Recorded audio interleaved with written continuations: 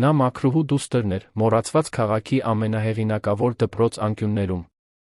Երբ միլիարդատիրոջ ժառանգը փորձում է նրան նվաստացնել երգելու համար անհնար մի կատարումով, նա արթնացնում է մի բան, որը չի կարող վերահսկել։ Այն, ինչ նա նախատեսել էր որպես կատակ, աղջիկը վերածում է լեգենդի։ Մինչ այս պատմությունը սկսելը, մի մոռացեք բաժանորդագրվել մեր ալիքին, դրեք ձեր հավանումը տեսանյութի տակ, քանի որ դա շատ կարևոր է մեզ համար, ասեք, թե որ քաղաքից եք դիտում այս պատմությունը։ Արշալույսի առաջին ճառագայթները դեռս պայքարում էին դահլիճի հաստ վարագույրները ճեղքելու համար, երբ Մարիամ Սարգսյանը հրեց լաքապատ փայտե ծանր դուռը։ Նրա քայլերի ձայնը մեղմորեն արձագանքում էր իտալական մարմարե հատակով, մի շքեղություն, որը նա ճանաչում էր սանտիմետր առ սանտիմետր, ոչ թե հիացմունքից, այլ իր իսկ ձեռքերի աշխատանքի շնորհիվ։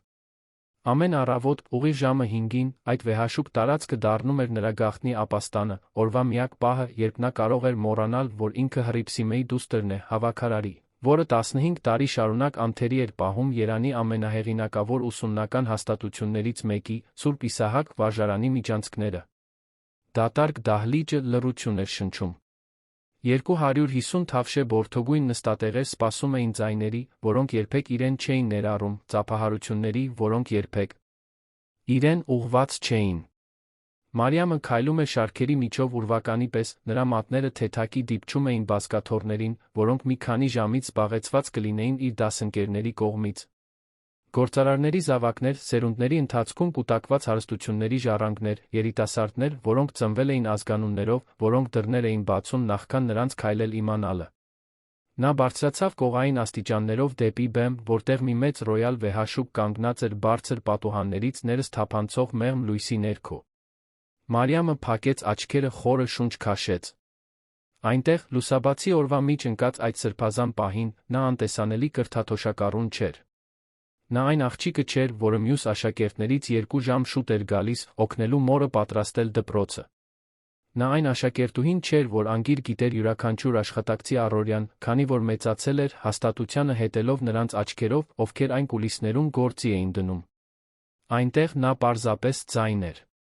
Առաջին նոտան դուրս եկավ ցածր, գրեթե շշուկ, որը խառնվեց Երանի առավոտյան երթեք ության հեռավոր գվվոցին։ Մարիամը գիտակցաբար չէր ընտրել երգը, այն պարզապես ծնվեց նրա կրծքավանդակի խորքից, իր հետ բերելով վատ քնած գիշերվա հոգնածությունը, տանը կուտակվող հաշիվների մասին անհանգստությունը, երկու մարդու ապագան ուսերին կրելու ծանրությունը, երբ դեռ 18 տարեկան էլ չկար։ Նրա ձայնը հզորացավ, մարմին ու գույն ստացավ, ազնվափայտով պատված պատերով մեկ արձագանքելով, կարծես հենց դահլիճը հոգի առներ։ Մարիամը երգում էր մի մեղեդի, որը սովորել էր մանկության տարիներին, երբ դեռ հավատում էր, որ մայրը նորից կժպտա ինչպես առաջ, երբ հայրը հեռացավ առանց բացատրությունների, թողնելով միայն պարտքեր դրժված խոստումներ։ Նա երգում էր այն հույսի մասին, որը համառորեն վերածնվում էր ամեն արշալույսին, նույնիսկ երբ ամեն ինչ թվում էր, թե փլուզվում է։ Երբ վերջին նոտան լուծվեց օդում, Մարիամը բացեց աչքերը, տեսավ, որ դահլիճի հետի թվային ժամացույցը ցույց է տալիս 5:40։ Իրականություն վերադառնալու ժամանակն էր։ 20 րոպեից առաջին աշակերտները կսկսեին գալ։ Միջանցքները կլցվեին ինքնավստահ ձայներով, անհոգ ծիծաղով, զրույցներով, հանգստյան օրերին Ծաղկաձորի ամառանոցներ կատարած ուղղորությունների կամ արտասահմանում դահուկային սեզոնների մասին։ Մարիամը նորից կթաքցներ իր ձայնը, ինչպես մեկը, ով թաքցնում է գանձ, որի մասին ուրիշ ոչ ոք չպետք է իմանա։ Նա իջավ բեմից, քայլեց դեպի դահլիճի հետի մաս, որտեղ թողել էր իր պայուսակն ու մաքրության պարագաները։ Նրա առավոտյան առօրյան ներառում էր ստուգել, թե արդյոք նախորդ օրվա միջոցառումից հետո սննդի մնացորդներ կամ աղբ մնացել է բազկաթոռների մեջ։ Ոչ թե որովհետև դա պարտադիր էր, այլ որովհետև գիտեր, որ ցանկացած անպութություն կվերագրվեր իր մորը, իսկ Հռիփսիմե Սարգսյանը չէր կարող իրեն թույլ տալ քննադատություններ ստանալ։ Ոչ 52 տարեկանում, ձեռքերի արթրիտով համառ հազով, որը վերջին ամիսներին վատանում էր։ Մարիամը վերջին շարքից հավաքեց 2 մոռացված պլաստիկ բաժակ ելույթի ջմրթված ծրագիր։ Երբ իրերը դնում էր աղբի տոպրակի մեջ, նրա աչքերը շարժում նկատեցին դահլիճի մուտքի մոտ։ Բնազդաբար նա կռացավ բազկաթոռների մեջ, սիրտը բաբախում էր։ Եթե ինչ-որ մեկը նրան այնտեղ բռնե, հատկապես երգելիս, նրա կրթաթոշակը կարող էր վտանգի տակ լինել։ Կրթաթոշակառու ուսանողները մշտական հսկողության տակ էին ապրում, ցանկացած վարք, որը համարվեր անպատշաճ, կարող էր հանգեցնել այն հնարավորության կորստին, որը ձեռք բերելու համար այդքան ջանք էր թափվել։ Դահլիճ մտնող կերպարը աշակերտիը չէր։ Ուսուցիչ Հենրիկ Մովսիսյանը դանդաղ քայլում էր շարքերի միջով, ձեռքերը մեջքի հետում խաչած, ուսերը թեթակի կորացած 65 տարվա դասավանդման ծանրությունից։ Մարիամը գիտեր նրա պատմությունը, ինչպես գիտեր դպրոցի բոլոր աշխատակիցներինը։ Հենրիկը երիտասարդության տարիներին խոստումնալից դաշնակահար էր եղել, ավարտել էր Փարիզի կոնսերվատորիան, բայց 80-ականներին վերադարձել էր Հայաստան հիվանդ մորը խնամելու համար։ Այլս երբեք չհեռացավ երկրից։ Այլս երբեք պրոֆեսիոնալ չնվագեց։ Այժմ նա երաժշտության տեսություն էր դասավանդում ամենակիչ հետաքրքրված դասարաններին, այն աշակերտներին, ովքեր երաժշտություն էին ընտրում միայն արվեստի առարկաների պարտադիր ժամանականակը լրացնելու համար։ Ուսուցիչը կանգնեց հենց այնտեղ, որտեղ Մարի Ամը րոպեներ առաջ երգում էր։ Նա գլուխը թեքեց, կարծես դեռ կարող էր արձագանքներ լսել օդում։ Մարիամը շունչը պահեց, փորձելով ավելի փոքր դառնալ բազկաթոռների միջ։ Հենրիկը երկար վայրկյաններ մնաց այնտեղ, հետո գլուխը թափ տվեց, կարծես մի պատրանք ցրելով, շարունակեց ճանապարհը դեպի Ռոյալը։ Հենց այդ պահին, երբ Մարիամը փորձեց լուրջ շարժվել, նա գցեց աղբի տոպրակը։ Պլաստիկ բաժակների հատակին դիպչելու ձայնը դահլիճում արձագանքեց պայթյունի պես։ Ուսուցիչ Հենրիկն անմիջապես շրջվեց։ Ո՞վ է այնտեղ, նրա ձայնը խորն էր, բայց ոչ թշնամական։ Մարիամը այլ ընտրություն չուներ։ Նա դանդաղ բարձրացավ, դեմքն ամոթից այրվում էր, աղբի տոպրակը կրծքին սեղմած վահանի պես։ Ներողություն, ուսուցիչ։ Ես ուղղակի մաքրում էի։ Հենրիկի աչքերը հետաքրքրությամբ ուսումնասիրեցին նրան։ Մարիամ Սարգսյանը դպրոցում հայտնի էր, բայց այնպես, ինչպես հայտնի էին բոլոր կրթաթոշակառուները, որպես գրեթե անտեսանելի ներկայություն, որը գերազանց կատարում էր իր ակադեմիական պարտականությունները, բայց երբեք ուշադրություն չէր գրավում։ Նա միշտ գրում էր նույն։ Երեք համազգեստները փող առ փող խնամքով լվացված սկոշիկներ, որոնք արդեն մեկից ավելի անգամ նորոգվել էին, մուգ մազերը միշտ հավաքված պարզ պոչիկով։ Դու ուսուցչուհի Հեղինեի աշակերտուհին ես, այնպես չէ՞, հարցրեց նա նկատի ունենալով երաժշտության համակարգողին։ Այո, պարոն։ Երկրորդ կուրսից։ Հենրիկը դանդաղ գլխով արեց։ Դու շատ շուտ ես գալիս դպրոց։ Դա հարց չէր, բայց Մարիամը բացատրելու կարիք զգաց։ Ես օգնում եմ մայրիկիս։ Նա այստեղ է աշխատում իմ ծնվելուց առաջ։ Հռիփսիմե Սարգսյան, ասաց Հենրիկը, զարմացնելով նրան մոր անունը իմանալով։ Նվիրված կինը։ Եվ դու մտադիր ես նույն քայլերով գնալ։ Հարցը մի բան էր պարունակում, որը Մարիամը չկարողացավ հասկանալ։ Հեգնանք։ Կարեկցանք։ Իսկական հետաքրքրություն։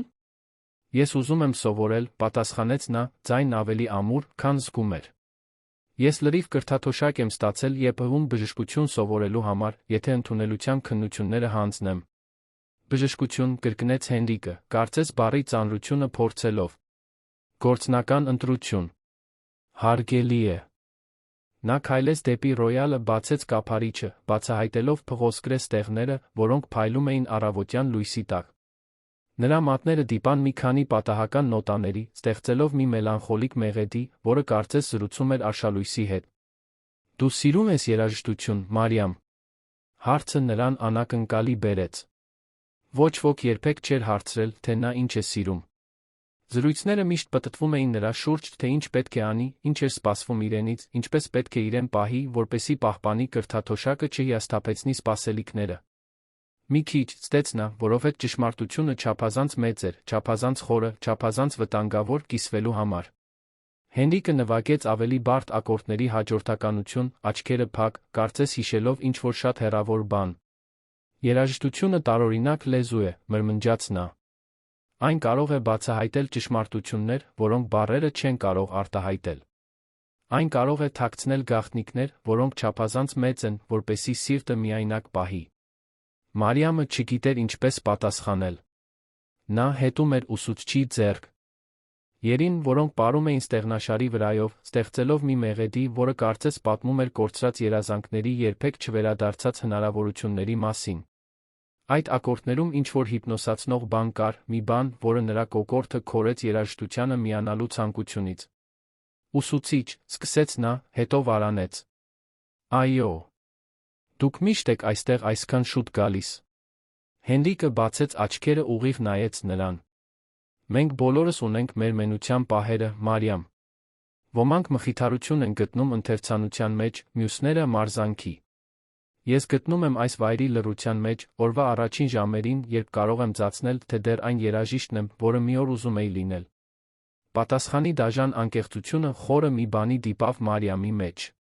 Նա ուսուցչի մեջ տեսավ իր ավելի մեծ տարբերակը, մեկին, ով գաղտնի երազանքներ էր պահում, ով երաժշտության մեջ ապաստան էր գտնում, երբ կյանքը չափազանց ծանր էր դառնում։ Ես պետք է գնամ, մեղմ ասաց նա։ Դասերը կսկսվեն։ Իհարկե։ Հենրիկը նորից սկսեց նվագել, բայց դադարեց, երբ նա արդեն գրեթե դռան մոտ էր։ Մարիամ։ Նա շրջվեց։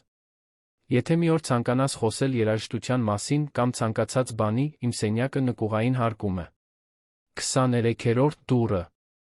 Մարիամը գլխով արեց դուրս եկավ դահլիճից, բայց ուսուցչի խոսքերը արձագանքում էին նրա մտքում, երբ քայլում էր կյանքով լցվող միջանցքներով։ 23-րդ դուռը։ Մի հրավեր, որը նա չգիտեր, թե արդյոք քաջություն կունենա ընդունելու։ Օրվա առաջին դասը պատմությունն էր, ուսուցիչ Մարկոսի հետ, մի եռանդուն մարդ, որը հին ճակատամարտերը վերածում էր էպիկական պատմությունների։ Մարիամը նստեց երրորդ շարքում, ինչպես միշտ, բավականաչափ հեռու, ուշադրություն չգրավելու համար, բավականաչափ մոտ, ոչ մի բառ բաց չթողնելու համար։ Նրա շուրջը մյուս աշակերտները խմբերով էին գալիս, խոսելով հանգստյան օրերի երեկույթների, ընտանեկան ուղղորությունների, հուլիսյան արձակուրդների պլանների մասին։ Ռուբեն Մանուկյանը դասարան մտավ այնպես, ինչպես միշտ էր մտնում, կարծես ամբողջ աշխարհը պետք է կանգ առներ, իրենով հիանալու համար։ Բարձրահասակ, կատարյալ սանրված մուգ մազերով, գրելով ժամացույց, որն ավելի թանկ արժեր, քան շատ ընտանիքների տարեկան աշխատավարձը, նա կրում էր մեկի ինքնավստահությունը, ով երբեք ոչնչի համար պայքարելու կարիք չի ունեցել։ Գործարար Գագիկ Մանուկյանի որդին, երկրի խոշորագույն շինարարական ընկերություններից մեկի սեփականատերը, Ռուբենը մեծացել էր, հավատալով, որ փողով կարելի է գնել ամեն ինչ, այդ թվում մարդկանց։ Նա նստեց Աննա Պետրոսյանի կողքին, դաշնային դատավորի դուստր, մի շլացուցիչ թխահեր, որն ամեն օր տարբեր բրենդային պայուսակներ էր կրում դպրոցի աշխատակիցներին վերաբերվում էր այնպես, կարծես նրանք անտեսանելի լինեին։ Զույգը կազմում էր դասարանի սոցիալական կենտրոնը, նրանք, ովքեր թելադրում էին միտումները, որոշում, թե ով է արժանի ուշադրության։ Մարիամը զգուշորեն հետում էր նրանց, մինչ դասավորում էր իր իրերը։ Ռուբենը հեռախոսով ինչ-որ բան էր ցույց տալիս Աննային, որը չափազանց բարձր ծիծաղում էր, միտումնավոր ուշադրություն գրավելով։ Դա ուսումնասիրված, արհեստական ծիծաղ էր, որը նախատեսված էր տարածք նշելու դասարանի մյուս բոլոր աղջիկներին հասկացնելու համար, թե ով է այստեղ գլխավորը։ Երեխաներ, եկեք սկսենք, հայտարարեց ուսուցիչ Մարկոսը, դասարանը աստիճանաբար լռեց։ Դասն ընթացավ սովորականի պես, մինչ որ զանգը հնչեց, ազդարարելով դասամիջոցը։ Մարիամը հավաքեց իր գրքերը, ուղղվեց դեպի գրադարան, իր ապաստանը այն 15 րոպեների ընթացքում, երբ ստիպված չէր ձացնել, թե պատկանում է այդ աշխարհին։ Գրադարանը չեզոք տարածք էր, մի վայր, որտեղ նրա ներկայությունն աննկատ էր մնում բարձր դարակների հարգալից լռության մեջ։ Նա ընտրեց մի սեղան հետի մասում, հայ գրականության բաժնի մոտ, բացեց կենսաբանության գիրքը, հաջորդ դասի նյութը կրկնելու համար։ Բժշկությունը կատարյալ գնահատականներ էր պահանջում, Մարիամը չէր կարող իրեն թույլ տալ որես այդ հագում։ Յուրաքանչյուր քննություն ճակատամարտ էր, յուրաքանչյուր կիսամյակ, լուռ պատերազմ մի համակարգի դեմ, որն ակնկալում էր, որ նա կձախողվի։ Այնքան կենտրոնացած էր, որ գրեթե չնկատեց, երբ ինչ-որ մեկը նստեց կողքի սեղանին։ Գրեթե։ Թանկարժեք օծանելիքը կատարյալ մատնահարդարմամբ եղունգների, փայտին թխկացնելու ձայնը ստիպեցին նրան զգուշորեն բարձրացն։ Ել աչքերը։ Աննա Պետրոսյանն այնտեղ էր, շրջապատված իր սովորական ընկերուհիներով, Իզաբելլայով, Կարինեով, Նարեով, բոլորը ազդեցիկ ընտանիքների դուստրեր, բոլորը կրում էին նույն համազգեստի փոքր-ինչ տարբերվող տարբերակներ, բայց այնպիսի աքսեսուարներով, որոնք հարստություն արժեին։ Ես չեմ հավատում, որ նա այդքան ունեցավ, ասում էր Աննան, ձայնը ցածր, բայց ոչ այնքան, որ Մարիամը չլսեր։ Կրթաթոշակառուն պետք է իր տեղն իմանա։ Ինչի՞։ Մասին եք խոսում, հարցրեց Իզաբելլան, անկեղծորեն հետաքրքրված։ Հավաքարարի աղջկա։ Երեկ ես նրան տեսա Ռուբենի հետ խոսելիս պահարանների մոտ։ Իսկապես խոսելիս, ոչ թե պարզապես ինչ-որ բանի պատասխանելիս, որ նա հարցրել էր։ Մարիամը զգաց, թե ինչպես արյունը սառեց երակներում։ Նա հիշեց այդ պահը։ Ռուբենը հարցրել էր, թե արդյոք նա գիտի, թե որտեղ է գտնվում վարչական գրասենյակը, նա տեղեկություն էր տվել աշխատանքային ժամերի մասին։ 30 վայրկյան տող զրույց, զուտ ֆունկցիոնալ։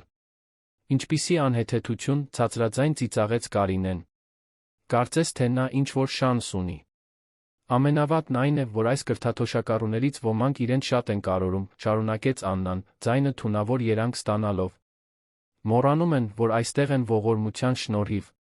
Կարծում են, թե կարող են խառնվել մեզ հետ, միայն այն պատճառով, որ նույն համազգեստն են կրում։ Մարիամը դանդաղ փակեց գիրքը, փորձելով զսպել ձեռքերի դողը։ Յուրաքանչյուր բառ դանակի հարված էր, բայց ոչ այն պատճառով, որ անսպասելի էր։ Հենց այն պատճառով, որ կանխատեսելի էր, այդքան ցավոտ էր։ Նա գիտեր, թե որն է իր տեղն այդ սոցիալական հիերարխիայում։ Գիտեր, որ իր ներկայությունը հանդուրժվում է, ոչ թե ընդունվում։ Գիտեր, որ անտեսանելի սահմանները հատելու ցանկացած փորձ կմեկնաբանվի որպես ամբարտավանություն, որպես երախտագիտության պակաս իրեն ընձեռված հնարավորության համար։ Դուք տեսել եք, թե ինչպես է նա նայում նրան դասերի ժամանակ, խոսակցությանը միացավ Նարեն։ Անհարմար է։ Մարիամը երբեք չէր նայել Ռուբենին ավելին, քան անհրաժեշտ էր։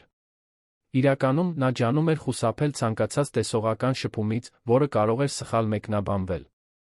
Բայց ճշմարտությունը նշանակություն չուներ, երբ կար ավելի հետաքրքիր պատմություն կառուցելու համար։ Նա հանգիստ վեր կացավ, գրքերը դրեց պայուսակի մեջ, քայլեց դեպի գրադարանի ելքը։ Անցավ աղջիկների սեղանի կողքով, առանց նրանց նայելու, բայց զգաց, թե ինչպես են նրանց աչքերը հետում իր յուրաքանչյուր քայլին։ Լսեց շուկը, որը հետեց իր անցնելուն, այն տեսակի չարախոս մեկնաբանությունը, որը նրանք րոպեների ընթացքում կմոռանային, բայց որը իրենք ուղեկցեր օրեր շարունակ։ Զանգը նորից հնչեց, ազդարարելով դասամիջոցի ավարտը։ Մարիամն ուղղվեց դեպի հաջորդ դասը, երաժշտության տեսություն, ուսուցչուհի Հեղինե Վարդանյանի հետ։ Դա այն առարկան էր, որը նա ամենաշատն էր սիրում, մի նույն ժամանակ ամենաշատն էր վախենում։ Սիրում էր երաժշտությանը մոտ լինելու համար, վախենում էր, որ ով հետ երաժշտության համակարգողը բացահայտ ֆավորիտիզմի համբավ ուներ։ Հեղինեն սովորաբար ընտրում էր միշտ նույն աշակերտներին հատուկ մասնակցությունների, ելույթներում սոլոների, աչքի ընկնելու հնարավորությունների համար։ Աշակերտներ, որոնք պատահաբար կրում էին ազդեցիկ ազգանուններ, վճարում էին ուսման վարձեր, որոնք ունակ էին ֆինանսավորել դպրոցի ամբողջական վերանորոգումներ։ Երաժշտության դասարանը գտնվում էր առաջին հարկում, մի ընդարձակ սենյակ, պատուհաններով, որոնք նայում էին դպրոցի ներքին այգուն։ Թվային դաշնամուրը զբաղեցնում էր սենյակի կենտրոնը, շրջապատված կիսաշրջանած դասավորված աթոռներով։ Պատերը զարդարված էին դասական կոմպոզիտորների դիմանկարներով, որոշ հին գործիքներով, որոնք ավելի շատ զարդարանք էին, քան գործնական նշանակություն ունեին։ Մարիամը մտավ ընտրեց մի աթոռ երկրորդ շարքում, ռազմավարական դիրք, որը թույլ էր տալիս նրան դիտել, առանց ուշադրության կենտրոնում լինելու։ Մյուս աշակերտները աստիճանաբար գալիս էին, կազմելով իրենց սովորական խմբերը։ Ռուբենը մտավ մի քանի ընկերների ուղեկցությամբ, բոլորը ցու ցադրում էին նույն էլեգանտ անտարբերությունը առարկայի նկատմամբ, որը համարում էին պարզապես անհարմար պահանջ կրթության համար։ Ուսուցչուհի Հեղինեն ժամանեց մի քանի րոպե անց, գրելով իսկական կաշվե պայուսակ արձակելով այնպիսի նրբագեղություն, որը տպավորում էր հարուստ ծնողներին վախեցնում ավելի համեստ աշակերտներին։ Նա 40-ն անց մի կին էր, անթերի սանրված շիկահեր մազերով, միշտ կրում էր լավ կարված կոստյումներ զուսպ, բայց թանկարժեք զարդեր։ Սովորել էր Եվրոպայում, ինչպես պարբերաբար սիրում էր նշել, երաժշտությանը վերաբերվում էր այնպես, կարծես մարդկության կողմից ստեղծված ողջ երաժշտական արվեստի մասնավոր սեփականատեր լիներ։ Բարի օր, դասարան, ողջունեց նա, պայուսակը դնելով դաշնամուրի մոտ գտնվող սեղանին։ Այսօր մենք կխոսենք 19-րդ դարի իտալական օպերայի մասին։ Մի հավաքական, գրեթե աննկատ հոգոց տարածվեց դասարանում։ Օպերան այն տեսակի երաժշտությունը չէր, որը 21-րդ դարի հայ դեռահասների մոտ ոգորություն էր առաջացնում։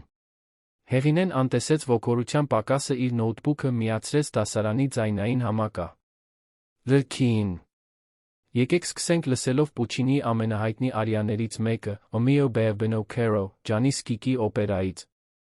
Երաժշտությունը սկսեց հնչել, Մարիամը զգաց, թե ինչպես է իր ամբողջ մարմինն ակամա արձագանքում։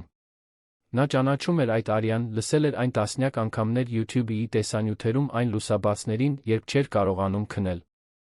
Գիտեր յուրաքանչյուր նոտա, յուրաքանչյուր շնչառություն, լարվածության թեթացման յուրաքանչյուր պահ։ Նրա կոկորդը քոր եկավ սոպրանոին ուղեկցելու ցանկությունից, բայց նա շուրթերը ամուր փակ պահեց։ Կարող է ինչ-որ մեկն ինձ ասել, թե որն է այս ստեղծագործության ամենաաչքի ընկնող բնութագիրը, հարցրեց ուսուցչուհի Հեղինեն, երբ երաժշտությունն ավարտվեց։ Մի քանի ձեռքեր վարանելով բարձրացան։ Հեղինեն ընտրեց Աննային, որը ինչ-որ բան պատասխանեց գեղեցիկ մեղեդու մասին այնպիսի տեսքով, կարծես դասին մասնակցելով հսկայական լավություն էր անում։ Ճիշտ է, բայց մակերեսային, մեկնաբանեց Հեղինեն կիսաժպիտով, որը ներողամիտ էր թվում։ Այս արիայի իրական գեղեցկությունը նրա խաբուսիկ պարզության մեջ է։ Պուչինին հաջողվել է ստեղծել մի մեղեդի, որը պարզ է հնչում, բայց պահանջում է բացառիկ տեխնիկա։ Սա երաժշտություն է, որը ցանկացած մարդ կարող է հավանել, բայց շատ քչերն են կարողանում պատշաճ կերպով կատարել։ Հենց այդ ժամանակ Ռուբենը որոշեց ավելի դրամատիկ կերպով ցուցադրել իր անտարբերությունը։ Նա հենվեց աթոռին, խաչեց ձեռքերը զզվանքի արտահայտություն արեց։ Անկեղծ ասած, ուսուցչուհի, ես չեմ հասկանում, թե ինչպես կարող է ինչ-որ մեկը սա գեղեցիկ համարել։ Ինձ համար սա պարզապես նյարդայնացնող աղմուկ է։ Մի կին գոռում է մի լեզվով, որը ոչ ոք չի հասկանում։ Մի քանի ցածր ծիծաղներ արձագանքեցին դասարանում։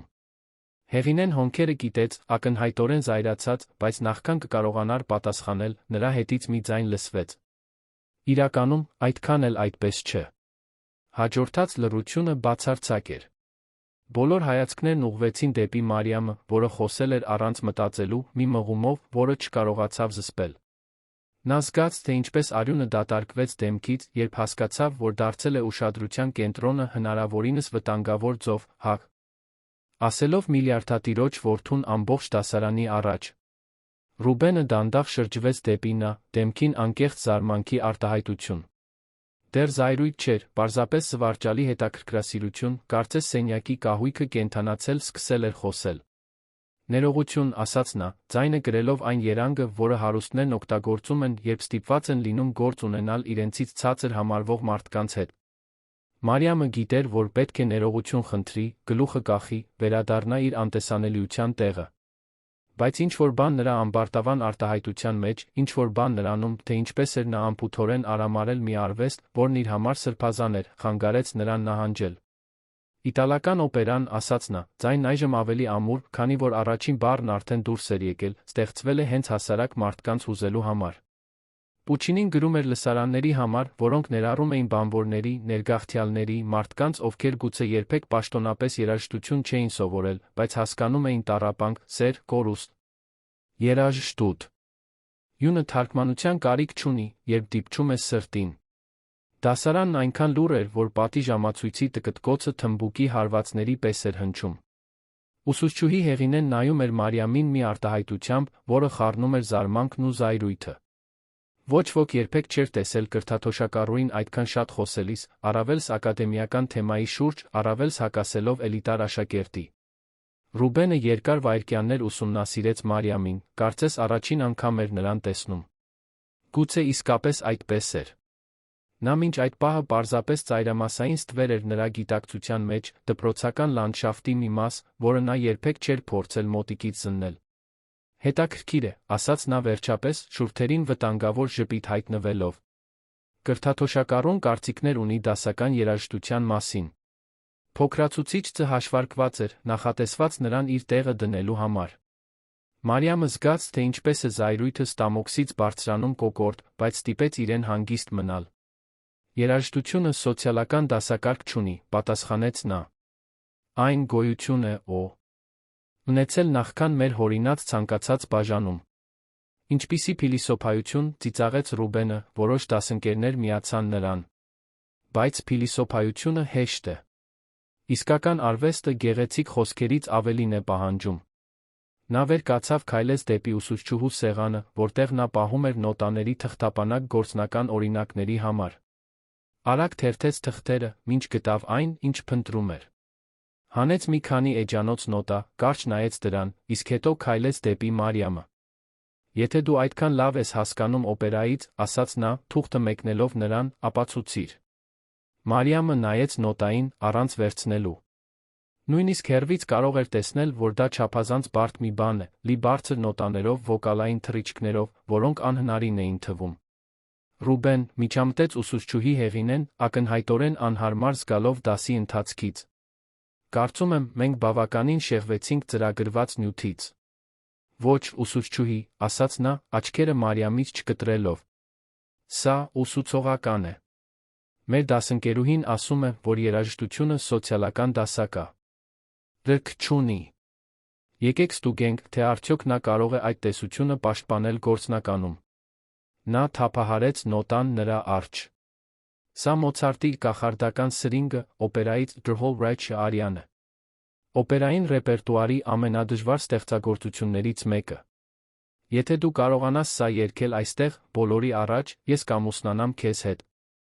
Դասարանը պայթեց ծիծաղներից ու շշուկներից։ Որոշ աշակերտներ հանեցին հեռախոսները, կանխատեսելով այն, ինչը անշուշտ կլիներ սոցիալական ցանցերում տարածվելու արժանի նվաստացման պահ։ Աննան չափազանց բարձր ծիծաղեց, ջանալով ընդգծել իր գերակայությունը սոցիալական հիերարխիայում։ Մարիամը նայեց թղթին, որը Ռուբենը բռնել էր։ Նույնիսկ առանց վերցնելու նա կարող էր տեսնել, որ երաժշտությունը գրված է գերմաներենով, լի նոտաներով, որոնք բարձրանում էին գրեթե անմարդկային բարձունքների, տեխնիկապես դժվար նույնիսկ պրոֆեսիոնալ սոպրանոների համար։ Դա ակնհայտորեն թակարդ էր, մարտահրավերի տակ քողարկված վիրավորանք։ Ռուբեն, սա անհեթեթություն է, ասաց ուսուցչուհի Հեղինեն, բայց նրա ձայնը իրական հեղինակություն չուներ։ Ակնհայտ էր, որ նա ավելի շատ անհանգստացած էր դպրոցի խոշորագույն նվիրատուներից մեկի որդուն չնեղացնելու համար, քան կրթաթոշակառու աշակերտուհուն պաշտպանելու։ Ինչու է անհեթեթություն, հարցրեց Ռուբենը, ծածնելով անմեղություն։ Նա ինքն ասաց, որ երաժշտությունը սոցիալական դասակարգ չունի։ Ես պարզապես նրան հնարավորություն եմ տալիս ցուցադրելու իր գիտելիքները։ Մարիամը գիտեր, որ այդ պահին ինչ էլ աներ, սխալ կլիներ։ Եթե մերժեր մարտահրավերը, կհամարվեր վախկոտ կեղծավոր։ Եթե ընդուներ, հրապարակայնորեն կնվաստացվեր, երբ ձախողվեր կատարել մի ստեղծագործություն, որը պահանջում էր տարիների տեխնիկական պատրաստվածություն։ Դա անհաղթանակ իրավիճակ էր, խնամքով կառուցված նրան իր տեղը դնելու համար։ Բայց ինչ-որ բան Ռուբենի ծաղրական ժպիտի մեջ, նրանում, թե ինչպես էր նա բռնել նոտան, կարծես դա զենք լիներ, սառը զայրույթ արթնացրեց Մարիամի կրծքում։ Նա 17 տարվա կուտակված զայրույթ ուներ, 17 տարի իրեն ցածր վերաբերվելու, 17 տարի անընդհատ ապացուցելու, որ արժանի է այնտեղ լինելու։ Նա ձեռքը մեկնեց վերց։ Ռեց նոտան։ Երբ, հարցրեց նա, ձայնը չափազանց հանգիստ իր ներսում մոլեգնող փոթորկի համար։ Ռուբենը թարթեց, ակնհայտորեն չսպասելով, որ նա կընդունի մարտահրավերը։ Ինչպես թե երբ։ Երբ ես ուզում, որ երգեմ։ Այստեղ, հիմա։ Ոչ, արագ ասաց նա, հասկանալով, որ հայտնվել է ավելի բարդ իրավիճակում, քան մտադրվել էր։ Ակնհայտորեն դպրոցի երաժշտական մրցույթին։ Հրապարակայնորեն։ Լրջորեն։ Սուրբ Իսահակ վարժարանի ամենամյա երաժշտական մրցույթը դպրոցական օրացույցի ամենակարևոր իրադարձություններից մեկն էր։ Այն միշտ տեղի էր ունենում առաջին կիսամյակի վերջում, ծնողների, շրջանավարտների երանյան բարձր հասարակության ներկայացուցիչների ներկայությամբ։ Հաղթողը ստանում էր լրիվ կրթաթոշակ երկրի ամենահեղինակավոր երաժշտական կոնսերվատորիայի համար, ինչպես նա դրամական մրցանակ, որը Մարիամի իրականության համար կլիներ կյանք փոխող։ Հրաշալի է, ասաց նա, խնամքով ծալելով նոտան դնելով պայուսակի մեջ։ Հաճույքով կընդունեմ ձեր ամուսնության առաջարկը, երբ հաղթեմ։ Դասարանը 3 վայրկյան բացարձակ լռության մեջ մնաց։ Հետո պայթեց միաժամանակյա խոսակցություններից, նյարդային ծիծաղներից, զարմանքի բացականչություններից։ Ոչ ոք չէր սպասում, որ անտեսանելի աղջիկը ոչ միայն կընդունի մարտահրավերը, այլ կպատասխանի նույն ամբարտավանությամբ, որը ստացել էր։ Ռուբենը կանգնած մնաց դասարանի մեջտեղում, ակնհայտորեն չիմանալով ինչպես արձագանքել։ Նա ստեղծել էր մի իրավիճակ, որն այժմ ամբողջությամբ դուրս էր եկել իր վերահսկողությունից։ Զանգը հնչեց, ազդարարելով դասի ավարտը։ Մարիամը հանգիստ վեր կացավ, հավաքեց իր իրերը, քայլեց դեպի դուռը։ Անցավ Ռուբենի կողքով, առանց նրան նայելու, բայց ցածրաձայն ասաց, միայն որ նա լսի։ Հուսով եմ, լավ փաստաբան ունես նախամուսնական պայմանագրի համար։ Եվ դուրս եկավ դասարանից, հետում թողնելով լարվածությամբ լի լռություն այն զգացողությունը, որ ինչ-որ անդառնալի բան էր տեղի ունեցել։ Մինչ քայլում էր միջանցքով դեպի հաջորդ դասը, Մարիամը զգաց, թե ինչպես են ձեռքերը դողում։ Բախման ադրենալինը տեղի էր տալիս իր արածի իրական չափի գիտակցմանը։ Նա հենց նոր ընդունել էր անհնարին մարտահրավեր մի լսարանի առաջ, որը ցանկանում էր իր անկումը, ամեն ինչ դնելով մի տաղանդի վրա, որը տարիներ շարունակ թաքցրել էր։ Բայց երբ դիպավ պայուսակի մեջի նոտային, զգաց մի բան, որը վաղուց չէր զգացել՝ հույս։ Վտանգավոր, անխոհեմ, գուցե անմիտ, բայց այնուամենայնիվ հույս։ Որովհետև կյանքում առաջին անգամ ինչ-որ մեկը նրան զենք էր տվել։ Եվ նա մտադիր էր այն օգտագործել։ Նորությունը դպրոցում տարածվեց հրդեհի արագությամբ։ Ճաշի ընթացքում Մարիամը կարող էր զգալ, թե ինչպես են հայացքները հետում իր յուրաքանչյուր քայլին, շշուկները բազմանում էին ալիքների պես, որոնք բախվում էին միջանցքների պատերին։ Աշակերտների խմբերը դադարում էին խոսել, երբ նա անցնում էր, հետո վերսկսում էին խոսակցությունները խեղդված ծիծաղներով, մեկնաբանություններով, որոնք նույնիսկ չէին էլ փորձում թաքցնել։ Նա իսկապես ընդունեց, ասում էր մի կանացի ձայն ջրի ծորակի մոտ։ Պատկերացրու նրա դեմքը, երբ իմանա, թե ինչ երաժշտություն է դա, պատասխանում էր մեկ ուրիշը։ Խեղճը։ Չգիտի, թե ինչի մեջ է ընկել։ Մարիամը գլուխը բարձր ուսերը ուղիղ պահեց, մինչ քայլում էր դեպի ճաշարան։ Վաղուց է սովորել, որ թուլություն ցուցաբերելը ավելի շատ նվաստացումների հրավեր է։ Բայց ներսում Ստամոքսը պտտվում էր անհանգստության զղջման խառնուրդից, որը սպառնում էր կուլ տալ նրա առավոտյան ամբողջ վճռականությունը։ Սուրբ Իսահակ վարժարանի ճաշարանն ավելի շատ հինգաստղանի հյուրանոցի ռեստորանի էր նման։ Փայլեցված փայտե սեղաններ, պաստառապատ աթոռներ, զուսպ ջահեր բուֆետ, որն առաջարկում էր այնպիսի ուտեստներ, որոնք շատ հայկական ընտանիքներ միայն հեռուստացույցով էին տեսել։ Մարիամը վերցրեց իր սկուտեղը ուղղվեց դեպի այն անկյունը, որտեղ սովորաբար միայնակ էր ճաշում, ներքին այգուն նայող ատուհանի մոտ։ Հենց որ կտրում էր սաղմոնի ֆիլեն, լսեց մոտեցող քայլերի ձայն։ Բարձրացրեց աչքերը, տեսավ Ռուբենին, կանգնած իր սեղանի կողքին, ուղեկցությամբ երկու ընկերների, որոնց ճանաչում էր դեմքով, Պետրոսին, վերաքննիչ դատարանի դատավորի որդուն, Տիգրանին, հյուրանոցների ցանցի ժառանգին։ Եռյակը կազմում էր դպրոցի ամենաբարձր սոցիալական հիերարխիաներից մեկը։